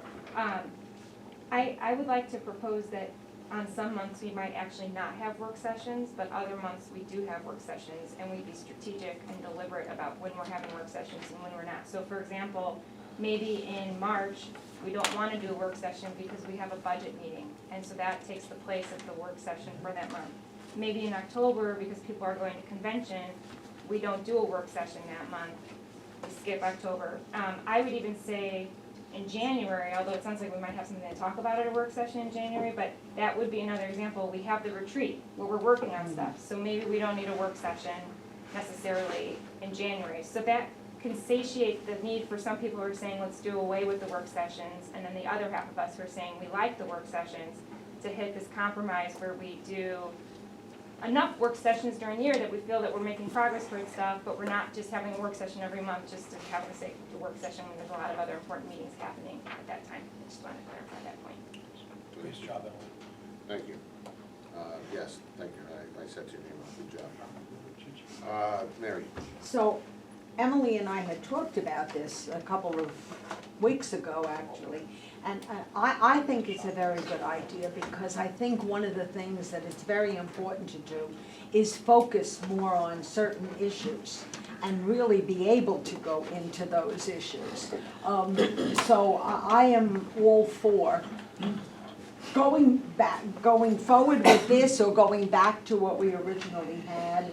And, you know, as Cindy and I were talking earlier, in the work session, whenever we should have a very specific idea and goal of a topic we're going to discuss, but we can also bring up, certainly, is there any question or anything on the coming agenda, but not go item by item by item so that we wind up with two sessions that look identical, you know, and that's not the point. Like tonight, I didn't make any comments that I will make next week about retirements and so forth, because there's no point. So yes, I'm very much in favor of this. I'm very happy and hope that this moves forward, and I think it will help to facilitate our own board meetings and move them along. Actually, if we have that kind of focus, because sometimes our meetings run very long because we're a little bit all over the place, or we're discussing too much. Well, just to respond, just to respond to you, and I'll be publicly stated. My opinion, as Lisa stated, I'm not saying is that since I've been on the board and coming to board meetings before that, work sessions were always for specific items that you needed to discuss in length. And I personally believe that's the way the work session, that you don't have it every month, and I agree, like you said, especially some months. If you are gonna have the work session going over the agenda, that's fine, do everything on the agenda, but then when you come back the following week for the board meeting, you call for a vote, public comment, and the story, you go home, that's it. It shouldn't be 2 weeks in a row of 6-hour marathon meetings of the same thing. It really shouldn't, not for the public, not for us, it just shouldn't. That's me speaking from my opinion, how I feel. I mean, like I said, I think the work sessions, you might have a couple things you wanna talk about. Specifically, you can spend 2-3 hours on it, you're not worried about it, you wanna bring up one item that I happen to notice on this, and then the following, you do all your agenda items, but that's just me, and we'll get into that later in detail. Cindy, I saw your hand. Elise? So I just want to say that I think that we have to also look at, you know, there's a lot of rigidity that I'm hearing. You know, when Mark and Mary made that, and it was every other Monday and every other Thursday, and Tuesdays we did this, and Fridays we did Simon said to this, Simon said to that. And I think that we stopped doing that because we realized that that's really not what we're about. This is a fluid I think, organization, and I think you have to be flexible in what you're doing, and look at Emily's paper, which, you know, kind of like just lines out, Yeah. you know, we do this meeting, we do that meeting. I mean, I don't have to look at that on the paper, I know what the meetings are, but the reality is that I think that there needs to be some fluidity in what we do, and I'm gonna agree with, and have said from the beginning, as far as the work sessions go, they should not be agenda-based, they should be idea-based, whatever we wanna put, you know, ads on buses, or, you know, whatever, there were things that we discussed that, you know, we need more bike racks in our schools. Somebody got us a grant once, I remember, we got a bunch of bike racks through this county, through the, municipal authority. There's other things to me that should be done at a work session that aren't going through the agenda items, unless there's an issue on an agenda item, and again, I don't care if we adopt either plan, the plan we had adopted, which we didn't really use, or Emily's plan, which is a much looser plan, it just says we have a meeting, but I really think we have to remember that flexibility is something, and fluidity is something that we really need to adhere to, because like, we canceled a meeting for a very good purpose, which, you know, if you're very rigid, you're not gonna be able to do things like that, so I just think we have to be careful. Thank you. Cindy? As far as the work sessions to discuss the agenda, I thought that we were pretty much in agreement that we wanted to hash out the agenda, not maybe, item by item by item, but that the work session would be a place where we would address our comments and questions, so that it didn't cause our action meeting to become so bogged down with question and whatever. And I thought everybody was in agreement, apparently I'm mistaken. I don't wanna see I don't think us you're not. mistaken, I think it got away from us, but that's besides. I don't wanna see us not talk about the agenda at a work session, because I think that it serves the purpose to try to mainstream the action items at an action meeting, to strictly reading the agenda, voting on the item, yay or nay, and then moving on to the next item. I certainly don't wanna not talk about things that need to be talked about, but if we could, you know, right now it's 10 after 9, we didn't go line by line on the That's agenda, right, and, that's and we're still 10 after 9. Mhm. So I don't know how that can, but that can be hashed out at our board retreat, I'm sure. But I really do not wanna see the agenda not be addressed at all until we're all sitting here at the monthly action voting meeting. And I feel really strongly about that. Mike? Right, so I wanna agree with Cindy, there was a whole reason why we put the, work session and did the agenda, because the meetings were going till 11:30, 12 at night, and we were trying to, stream it, you know, really good stream. I love your list, because it's so easy. One of the reasons that the old one was so rigid, as Elise said, was that we had so many committees, and we were trying to fit in different committee meetings. I personally, and we'll hash this out at the board retreat, I personally think we went the opposite too far with the committees. As far as when we put it down to 3 committees, main committees, it was too few, but I definitely think we had too many. I agree we had too many. I agree with Cindy, because, yeah, when we try and hash stuff out at the regular meeting, there isn't, I feel a pressure thing, and I feel that I can't think about it. You know, we're getting the information, we're asking the questions, and we're making the decision that night without having like a week to just think about it. And I think that was part of, I think some people said that too, that they feel, you know, if they have to make a decision, right, if they don't understand something, I know we could call the superintendent, and we're supposed to call the superintendent and stuff like that, but there's sometimes some things that come out in the conversation that make people think. And so I do like, I agree with Cindy. I was in favor of the work session. I think it did get away from us, just like Ron said, and I think maybe we need to tweak it, and we need to figure it out a little more. But other than that, it's a good idea.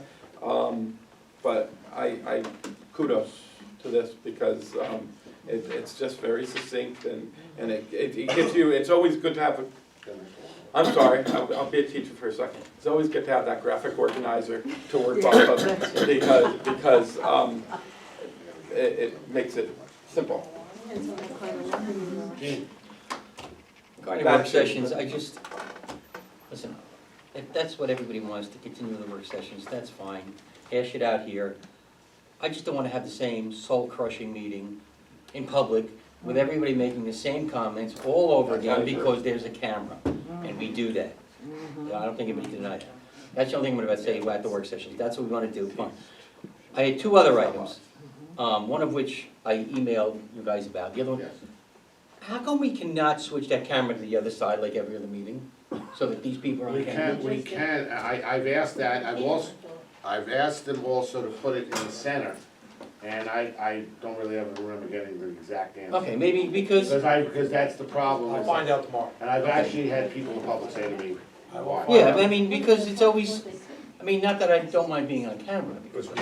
Oh, you love me. But anyway, that's number one. Number two, I think part of our problem is that, and Elise had mentioned this in the past, and I emailed the three of you, I think that we should have a parliamentarian.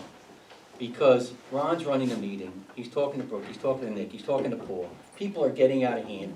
And I'm gonna tell you, the biggest problem we have, I think, is the rule says, if I'm speaking and the president interrupts me, I have to be quiet.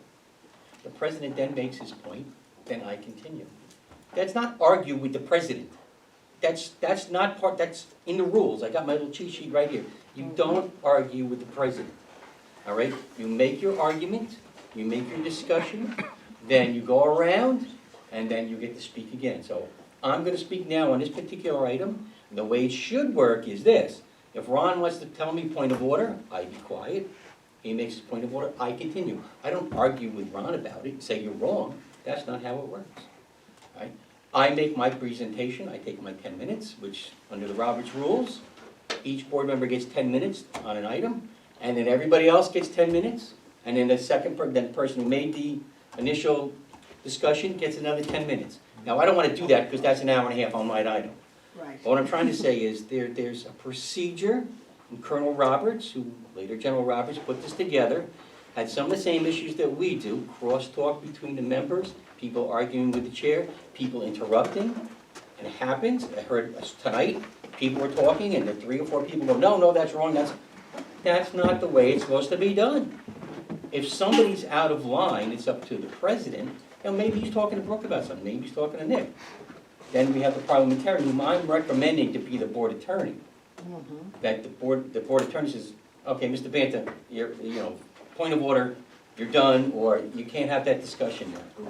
So I would like to have a parliamentarian to help us get back on track. Right? And I'm not talking about a closed session because that's a free-for-all, we know that. I'm talking about at the public meetings and at the work sessions. So I think that, the board attorney, whether it's Paul or what's his name, Joe, comes here and he can keep us in line when we start to get out of line. Because now, people get their backs up, people, well, you're only saying that because you don't like me. That's not, you got a parliamentarian, he's disinterested third party. And you're interrupting me. So that's what you're not supposed to do, even if it's a joke. And I know, listen, I'm Mr. Funny Man, sometimes I do it. You're not funny. I'm only funny looking. There, but I'm funny. But anyway, in all seriousness, I think we need a parliamentarian. I think that if we're gonna stick with the work session and the public meetings, let's get all our crazy out at the work session, and we go to the public meeting, we have a nice, calm, ordinary discussion. And that's all I have to say. Thank you, Gene, welcome. I agree. One by one, you know, I think, in terms of the switching the camera, I think if, you know, the members who are dying to be on this side of the aisle, you're more than welcome to take my seat, I'll sit over there, I don't have a problem. I think, you know, we're not here, I respectfully, I think we're here for other things.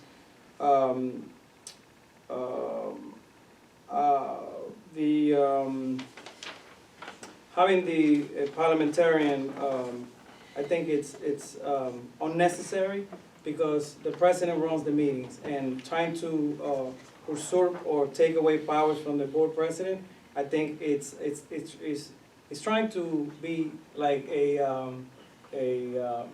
unvoted president, you know. And I always vote in the minority, and you know if with all due respect with the attorney, you know, I don't agree with that idea. I think it's a power and control thing, and if we have a president, let the president run the meeting, and no one else should be jumping in to control or be parliamentarian because we have a president. We shouldn't take the power away from the president or weaken his or her authority. In terms of the board retreat, you know, I learned that board retreats are like regular meetings, all right? So, however, board retreats, we don't get to know the date in advance as we do get to know the dates in advance of our meetings when we vote at the organization meetings. So it is not being rigid, and it's not being unflexible. That if we are told about the board retreats a month or 2 months before about the date, that some of us cannot make it. Like, you know, some of us have small children. We have, you know, doctor's appointment, we have this and that. So maybe if we knew if we knew far in advance when these board retreat meetings will be, that will be a huge help. Because that way, we already have it on schedule, at least the day as tentative, you know, as tentative. I think, I understand the meaning of this, you know, that pin that you wear for master board and all that. But, you know, I mean, I think, you know, what we need to be focuses on is on improving education, increasing test scores, giving more value to parents and the taxpayers. And, you know, I, as a member who votes in the minority, I'm part of the minority votes on the board, you know, before I even finish something that I'm proposing, people are already going like this, you know, like you're not in favor of it, you know, and that really makes me feel really bad as a board member, because before I even present an idea, people already are like, no, I'm not supporting that, you know, even going like that, you know. So, you know, I think we have to be honest and truthful. You know, cutting people off, that's not the only thing we need to work on. Maybe we need to be more polite to one another. Maybe we need to not make motions to shut people off. Maybe we don't need to belittle people's comments, because a lot of my comments have been belittled. And I apologize if I have offended anyone when they speak. But we need to look at ourselves in the mirror and stop trying to be, you know, like who has the most power on this Board of Ed. I'm happy to be in the minority with the votes, you know, and we have, you know, if you vote with the majority, you're not being, it's not a name calling, it's just the way it works. You know, the political process of a decision, making a decision. And I agree with some of you in terms of the workshop. However, I think we could find a common ground. I do agree with having the workshop just to discuss specific items. But in tonight's meeting, I learned the benefit of the other option. You know, Mr. Norsher explained to me something in regards to the chaperones, and now I see where the district is coming from in terms of that. Now, that will educate my vote in the future.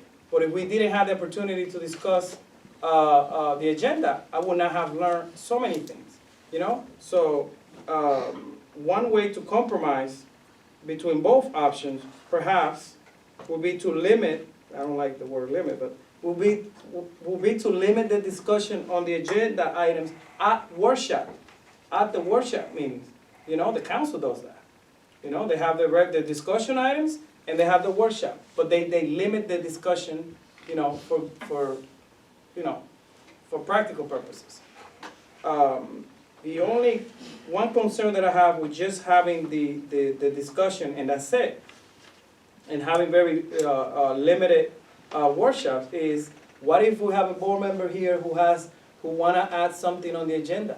Like, how are you gonna add that to the agenda? You're gonna have to like reach out to the board president directly, but you will not have the benefit of the fellow board members that may agree on that idea, and then, you know, the majority, if you are in the majority with a certain idea, the board president will add it to the agenda. I have had many ideas, but they have not had enough support to be on the agenda. So it will benefit those of us who may have an idea that you want to the whole board to embrace. So if the majority embrace it, the board president will be more likely to add it onto the agenda. And all opinions count. All opinions count. I think we should be discussing exactly what's going to be on the board retreat by in one way, like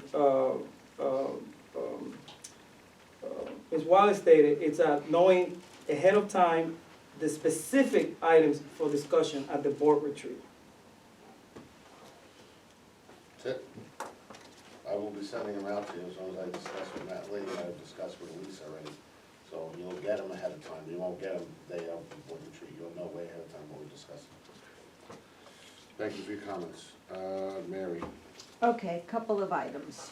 So, because we're being taped, I want to clarify that we are not a master board so we can wear a pin. We are a master board because we are educating ourselves through the 6 hours yearly that we spend with school boards in discussion of these topics, in the presentation of many different workshops that Matt has brought to us.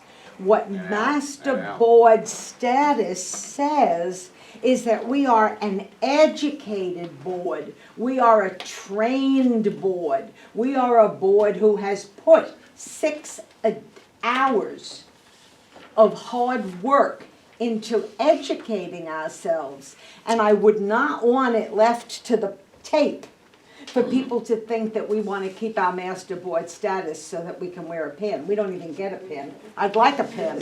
Hey, we need a pin. We don't have it. Yeah, you can get a little ribbon down at the school board thing, and it doesn't even say master board. You have to cut half of it off to say it. But that's very important point that we have to, that the public has to understand. What is master board status? The second thing that I wanted to add to that is that we have always known in advance what the topics for the board retreat were going to be. We have always known, and for this past board retreat, we knew well in advance what the date was going to be. And finally, the date always hinges, or has always hinged on Matt.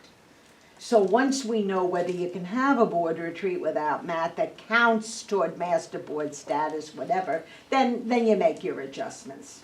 But I just need to clarify because there are things that I think were misleading. In terms of Jean's point on parliamentarian, I have been to many, many different organizations. I've been president of many different groups. The parliamentarian in no way denigrates the authority or the power of a president. The parliamentarian is there to focus on order, while the president is there to focus on the topics, the discussion, the issues the parliamentarian's purpose serves only as a person to keep Robert's rules. the order. And so I would strongly support Jean's recommendation that we have a parliamentarian. And if down the road it's working so well, we don't need you anymore, Paul, I'd be all for firing you, no. But I mean, I would like to add my feeling that a parliamentarian would be very important. I never felt in any way that I was less powerful as president of the many organizations and unions I've been president of. If a parliamentarian said, point of order, you're out of order. I mean, that didn't take away any of my power. So I'd put a thumbs up to Jean's proposal. Just, I got you, Emily, just to piggyback on what you said, I myself too, Mary, been president of many boards. But again, as you stated, the parliamentarian's job is not to run the meeting, it's just to keep order, it's really Robert's rules. Most presidents, I know for my organization, they give me Robert's rules, which is about this thick. Dean's got the good I got copy. the cheat sheet. The cheat sheet, which I have that too. It's hard to focus on the But, rules yeah, and but I'm saying focus it's on the like, topics. that's yeah. their thing, so that I, as the president, didn't have to worry about it, I run the meeting and all that other stuff like that, so I have no problem. Emily?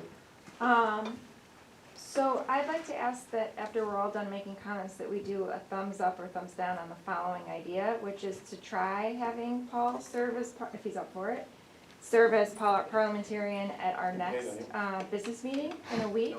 And then we can see how it goes, and then at the retreat, we can talk about whether we want to continue to have that or whether we don't think it's necessary. I think it's worth trying. And I would just say the parliamentarian job, I think that's going to be really important to help us move forward. My prediction is that when people are bringing up topics at a business meeting that really should have been discussed at a work session or that need to be discussed at a future work session, that they are told that the business meeting is not the place to talk about that. I think what happens is people seem to rehash their comments at business meetings because they feel like they need to explain the rationale for a way they're going to make a vote. And then it kind of trails off into kind of some other systems level issue that could be very important to discuss. It's just at the business meetings, that's not where it should be discussed. So if the parliamentarian can help us draw that line, I think that would be really helpful. So I'd like to just ask the president if we could do a thumbs up, thumbs down when all the comments are done.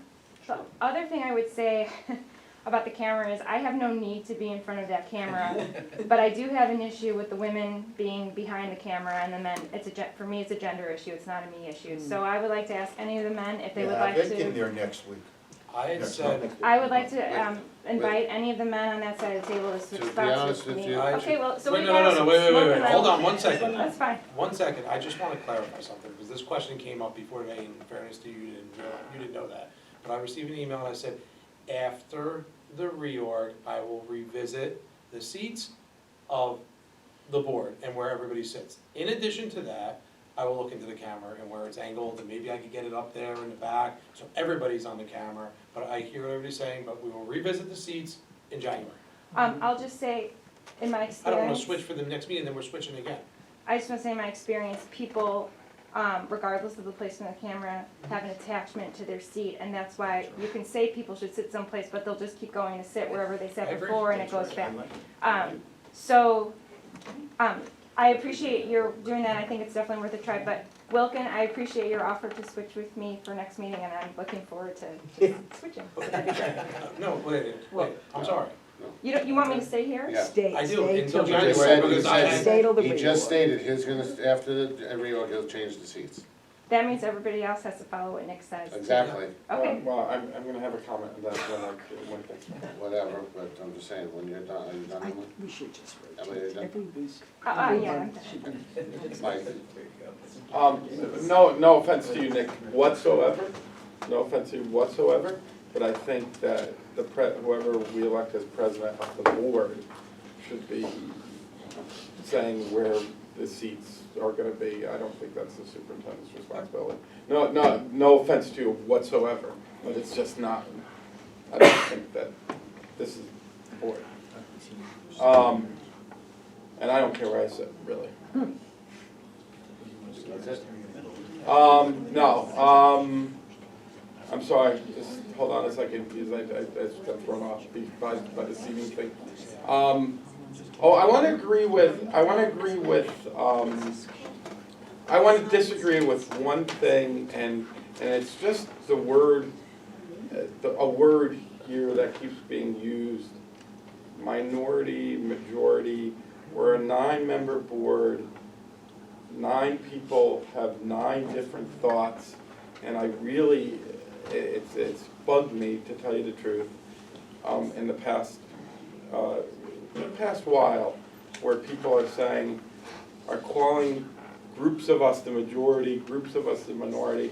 I'm on the downside of a vote many times in the past 12 years.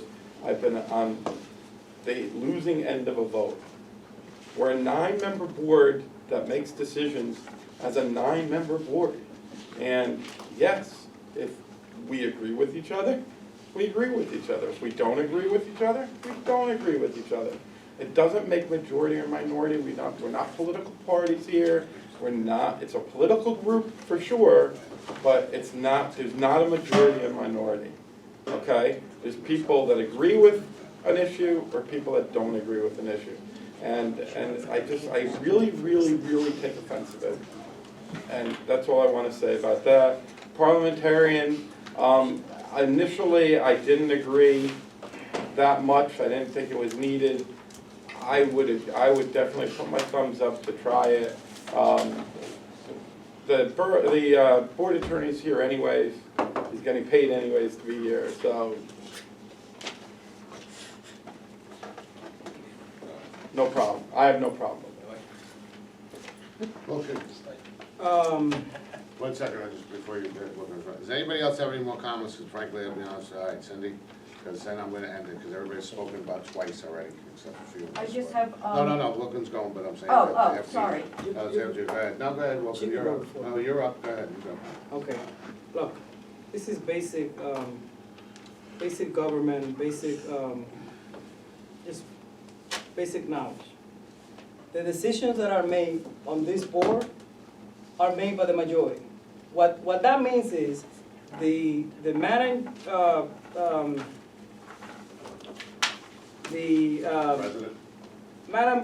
Business Administrator calls each board member, Mr., Dr., Mrs., and tally the votes, and the decisions that are made by this board are made by the majority. What that means is, if we're going to approve a contract, it needs to have a majority of members voting yes.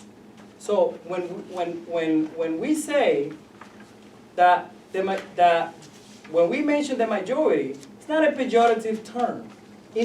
What it means is more members voted in favor of an item, and therefore it was passed. So this whole notion that we shouldn't be labeled as a majority or minority, that's nonsense. If Are we gonna stay on new business? Yes, 'Cause I don't want and anything going back and forth. Either we get on new business or I'm cutting it down. for the I'm gonna parliamentarian, run the meeting now. for the parliamentarian, I am a little skeptical, because again, respectfully of course, the attorney is chosen by the majority of the board, and I would want, as a compromise, I would want Mr. Green to pledge to be fair to those of us who are in a minority when we speak, so we have equal access. No, so you to were the- wrong what to you the just rules. stated. I'm gonna state it And right now. also- No, let me finish. You're wrong.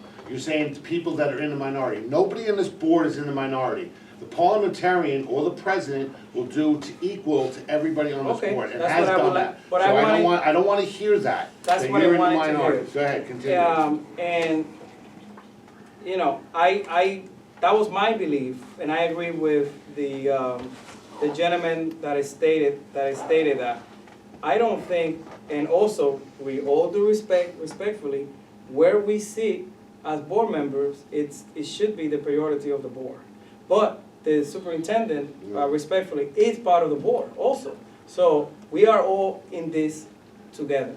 But if we have a consensus, if we make decisions by consensus, if we try to bring everybody on board. Even though, you know, you may have 1 or 2 board members who may not be on board with a certain decision, by you embracing everyone, you achieve more.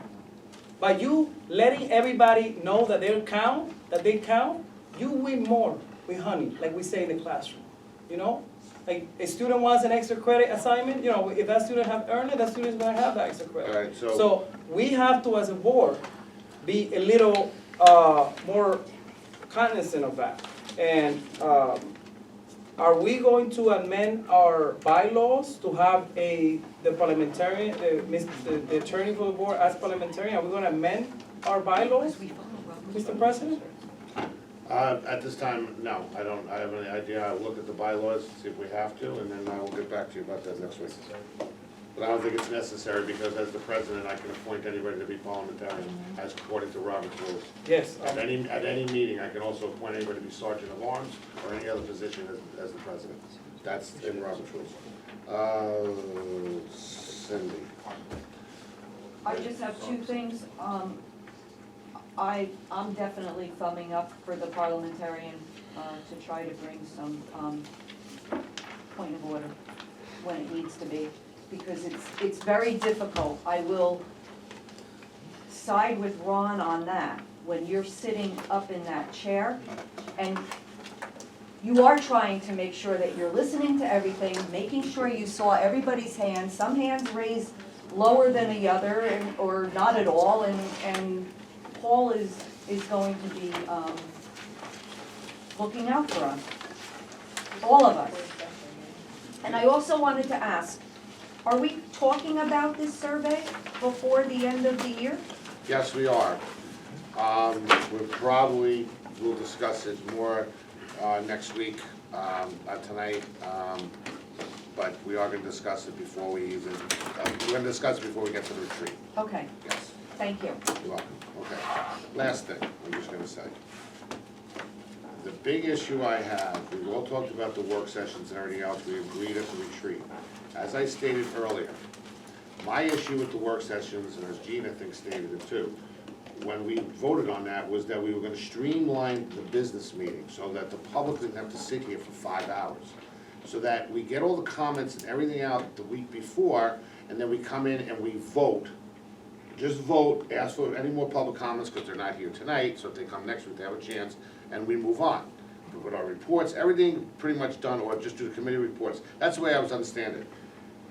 And we've strayed away from that, so we can discuss that at the retreat. The other thing I have with it is that, when it says, and as you'll see, I've stated the last couple of months, when I say public comments on the agenda, it's on the agenda. When I say public comments on new business, it's on new business. A lot of us tend to, and it's all of us, all 9 are guilty of it, okay, so that's what I will say, and it's true, we go off topic. If it's new business, like Gene said new business, the parliamentarian idea was new business, okay? We go off topic, we go off about this, we go off about that, that's not what we're here for, okay? We're here to stick to the topics and move along, okay? And everybody has a right to voice their opinion, okay? That, I would never say that you don't. But if you keep going on, and then also when you say it to the public and to the board, and this is all of us, where like you're actually lecturing them, people don't wanna hear that, okay? So we have to be cognizant of how we talk to each other, but how we talk to also the public. I will tell you, I've heard it over and over again, that we look like a circus half the time, and it's embarrassing. We're a good district, we're a good board, and we're a good administration. We all work together, and that's the way we need to do it. So from here on in, if you're gonna have board comments on new business, stick to new business, you know, whatever. If you're gonna have it on the agenda, stick to the agenda. That's it, okay? And that's the end, that's all I have to say. Does the public, did I ask you guys on new business already? No. Do you have anything on new business? Okay. I don't want to discriminate. Okay, quickly. That's fine, I'm not rushing you. I ain't going anywhere, Vlad, we got full session, so go ahead. First, Nick, thank you for advertising work session on the electronic billboard outside here. Secondly, I had this question initially, I don't need to ask it. Oh. No, that's fine. Mary, thank you for explaining to me what is master board and how to achieve it and why do we want to be one. Thirdly, I apologize, going back to page 3 of the agenda, you have listed, this is the policies. You say second reading policies and adoption, and then right beneath it, first reading. Could you specify? That was a mistake. Okay, thank you. It's the second reading. So It's the second, so it's not- what? Okay, Okay, so you'll fix it then. yes. And also, I think it's good, could you put as suggested at the top, wherever these things? What's suggested, what's mandated, is that what you're Right. saying? But here, and new, are revised, and mandatory, put here as suggested, so that people know that as means suggested. Yes. Yes, okay, I got what you're saying, okay, yes, okay. Okay, then, Nick, another thank you for agreeing to post draft policies online, that would be great. I agree with anything. Just to add to that, just so everybody knows, like as Mary said, it's on tape. It's not that this district or anybody never wanted to do that. I've been a board member for 9 years, been involved in this board about 17 years. 90%, 95% of these policy meetings, nobody comes. They're not the most exciting meetings in the world. And that's not saying that we shouldn't do it, I'm just saying like in the past, nobody ever came. So that's why most people just like, they go to the website, they weren't concerned about it. But we have no problem doing it, so I just wanted to clarify that. Thank you. It's not being transparent, some people would say. Emily, I agree with you that, I think you meant that the board should at least attempt to have a specific plan how to achieve its goals. The board has several goals that were stated in the summer for this current school year. We ideally should have specific and timed plan how to achieve those goals and have some checkpoints throughout the year to see where we are compared to the initial goals. Okay, that. Next, I also agree with Mike. I think it's a good idea to have agenda a week in advance so you have time to chew on it and think about it. And it is, I agree with you too, that work sessions are the place where you have new ideas generated and discussed. Jean, I love the cheat sheet Robert's Rules of Order. Maybe you can help me to get one too. I actually, to be honest with you, I planned on getting them for everybody. Great. And I looked at my phone meanwhile. Robert's Rule of Order do state that every member should have no more than 10 minutes and speak no more than twice about any specific issue. That's what the rules of Robert's Rules say. That's it, thank you.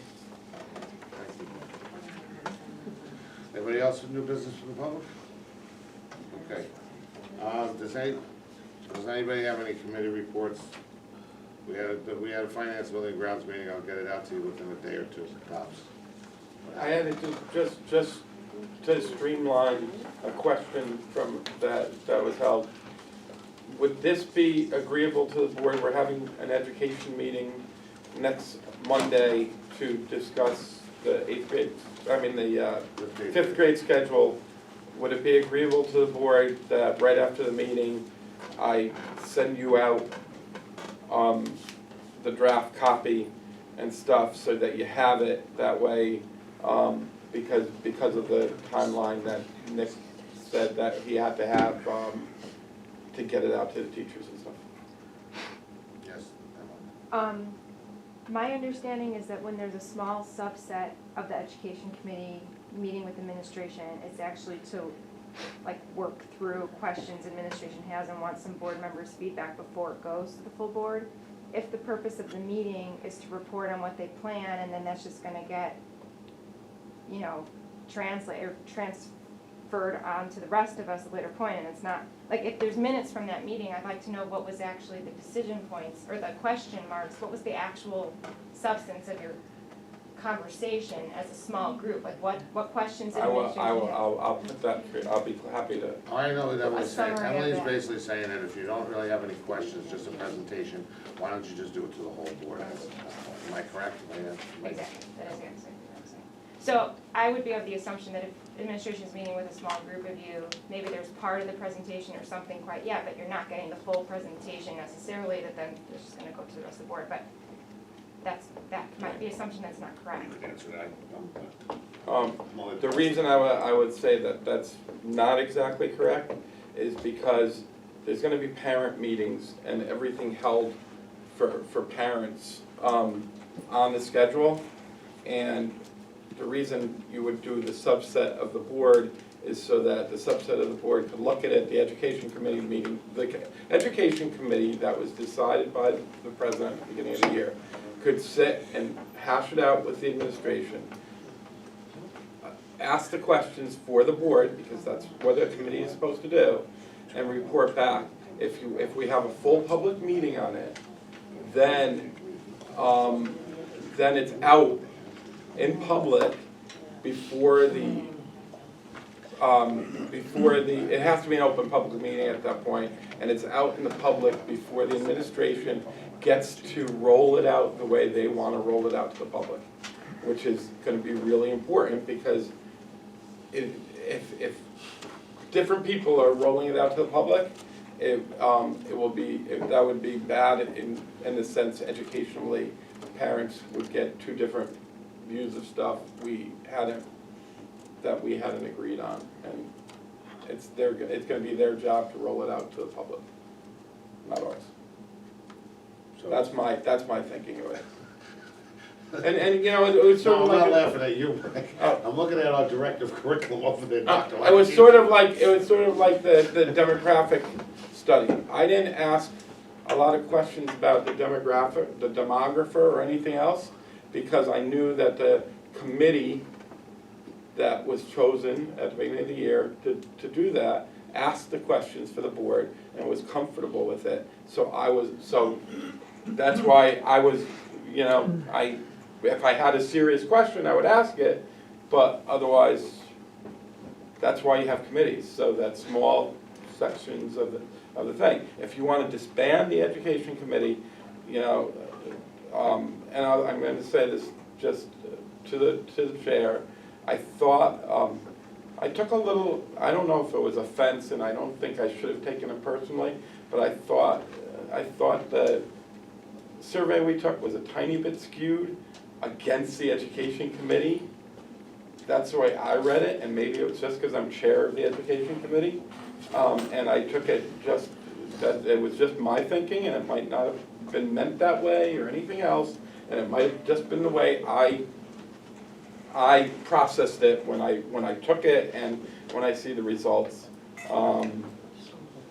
So I think we really just have to, when it comes to the board retreat, we need to discuss committees again. We are going to. And the functions of committees, because that's gone askew because everyone wants to be on every committee. I understand. So what are we doing about the education committee in the schedule? There's gonna be Are we presenting Monday, are we still presenting Monday? It was just, We're gonna present Monday to I them and then intend we're to have gonna an email it education back. committee meeting on Monday. I was trying to make a way that the whole board could get the We information. should send everybody. And Keep it also small and there's send it. lots of time for questions. I mean, at those meetings, that the board members absolutely ask questions and there are concerns, and it's, you know, we always, this is what we have done so far. And do you have questions and concerns? That could be reflected in the minutes, what the questions were. Yeah. And I just said I would do, Yeah. I just said I would do that. And send it out, good, Yeah. that's Yeah. good enough. Do you have a committee report?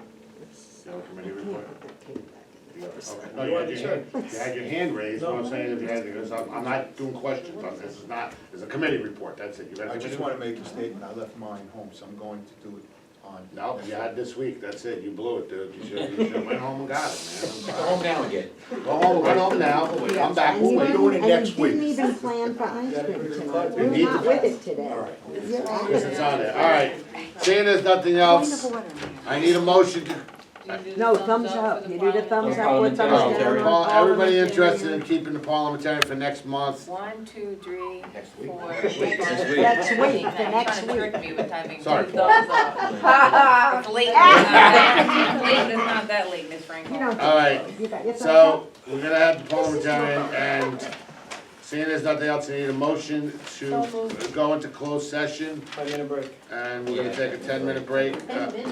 5 minutes. 3. 5 minutes. 4 or 5 minutes. 3 minutes? Who seconded? Who seconded? Emily. Emily. Thank you, and we're not coming back out again, so.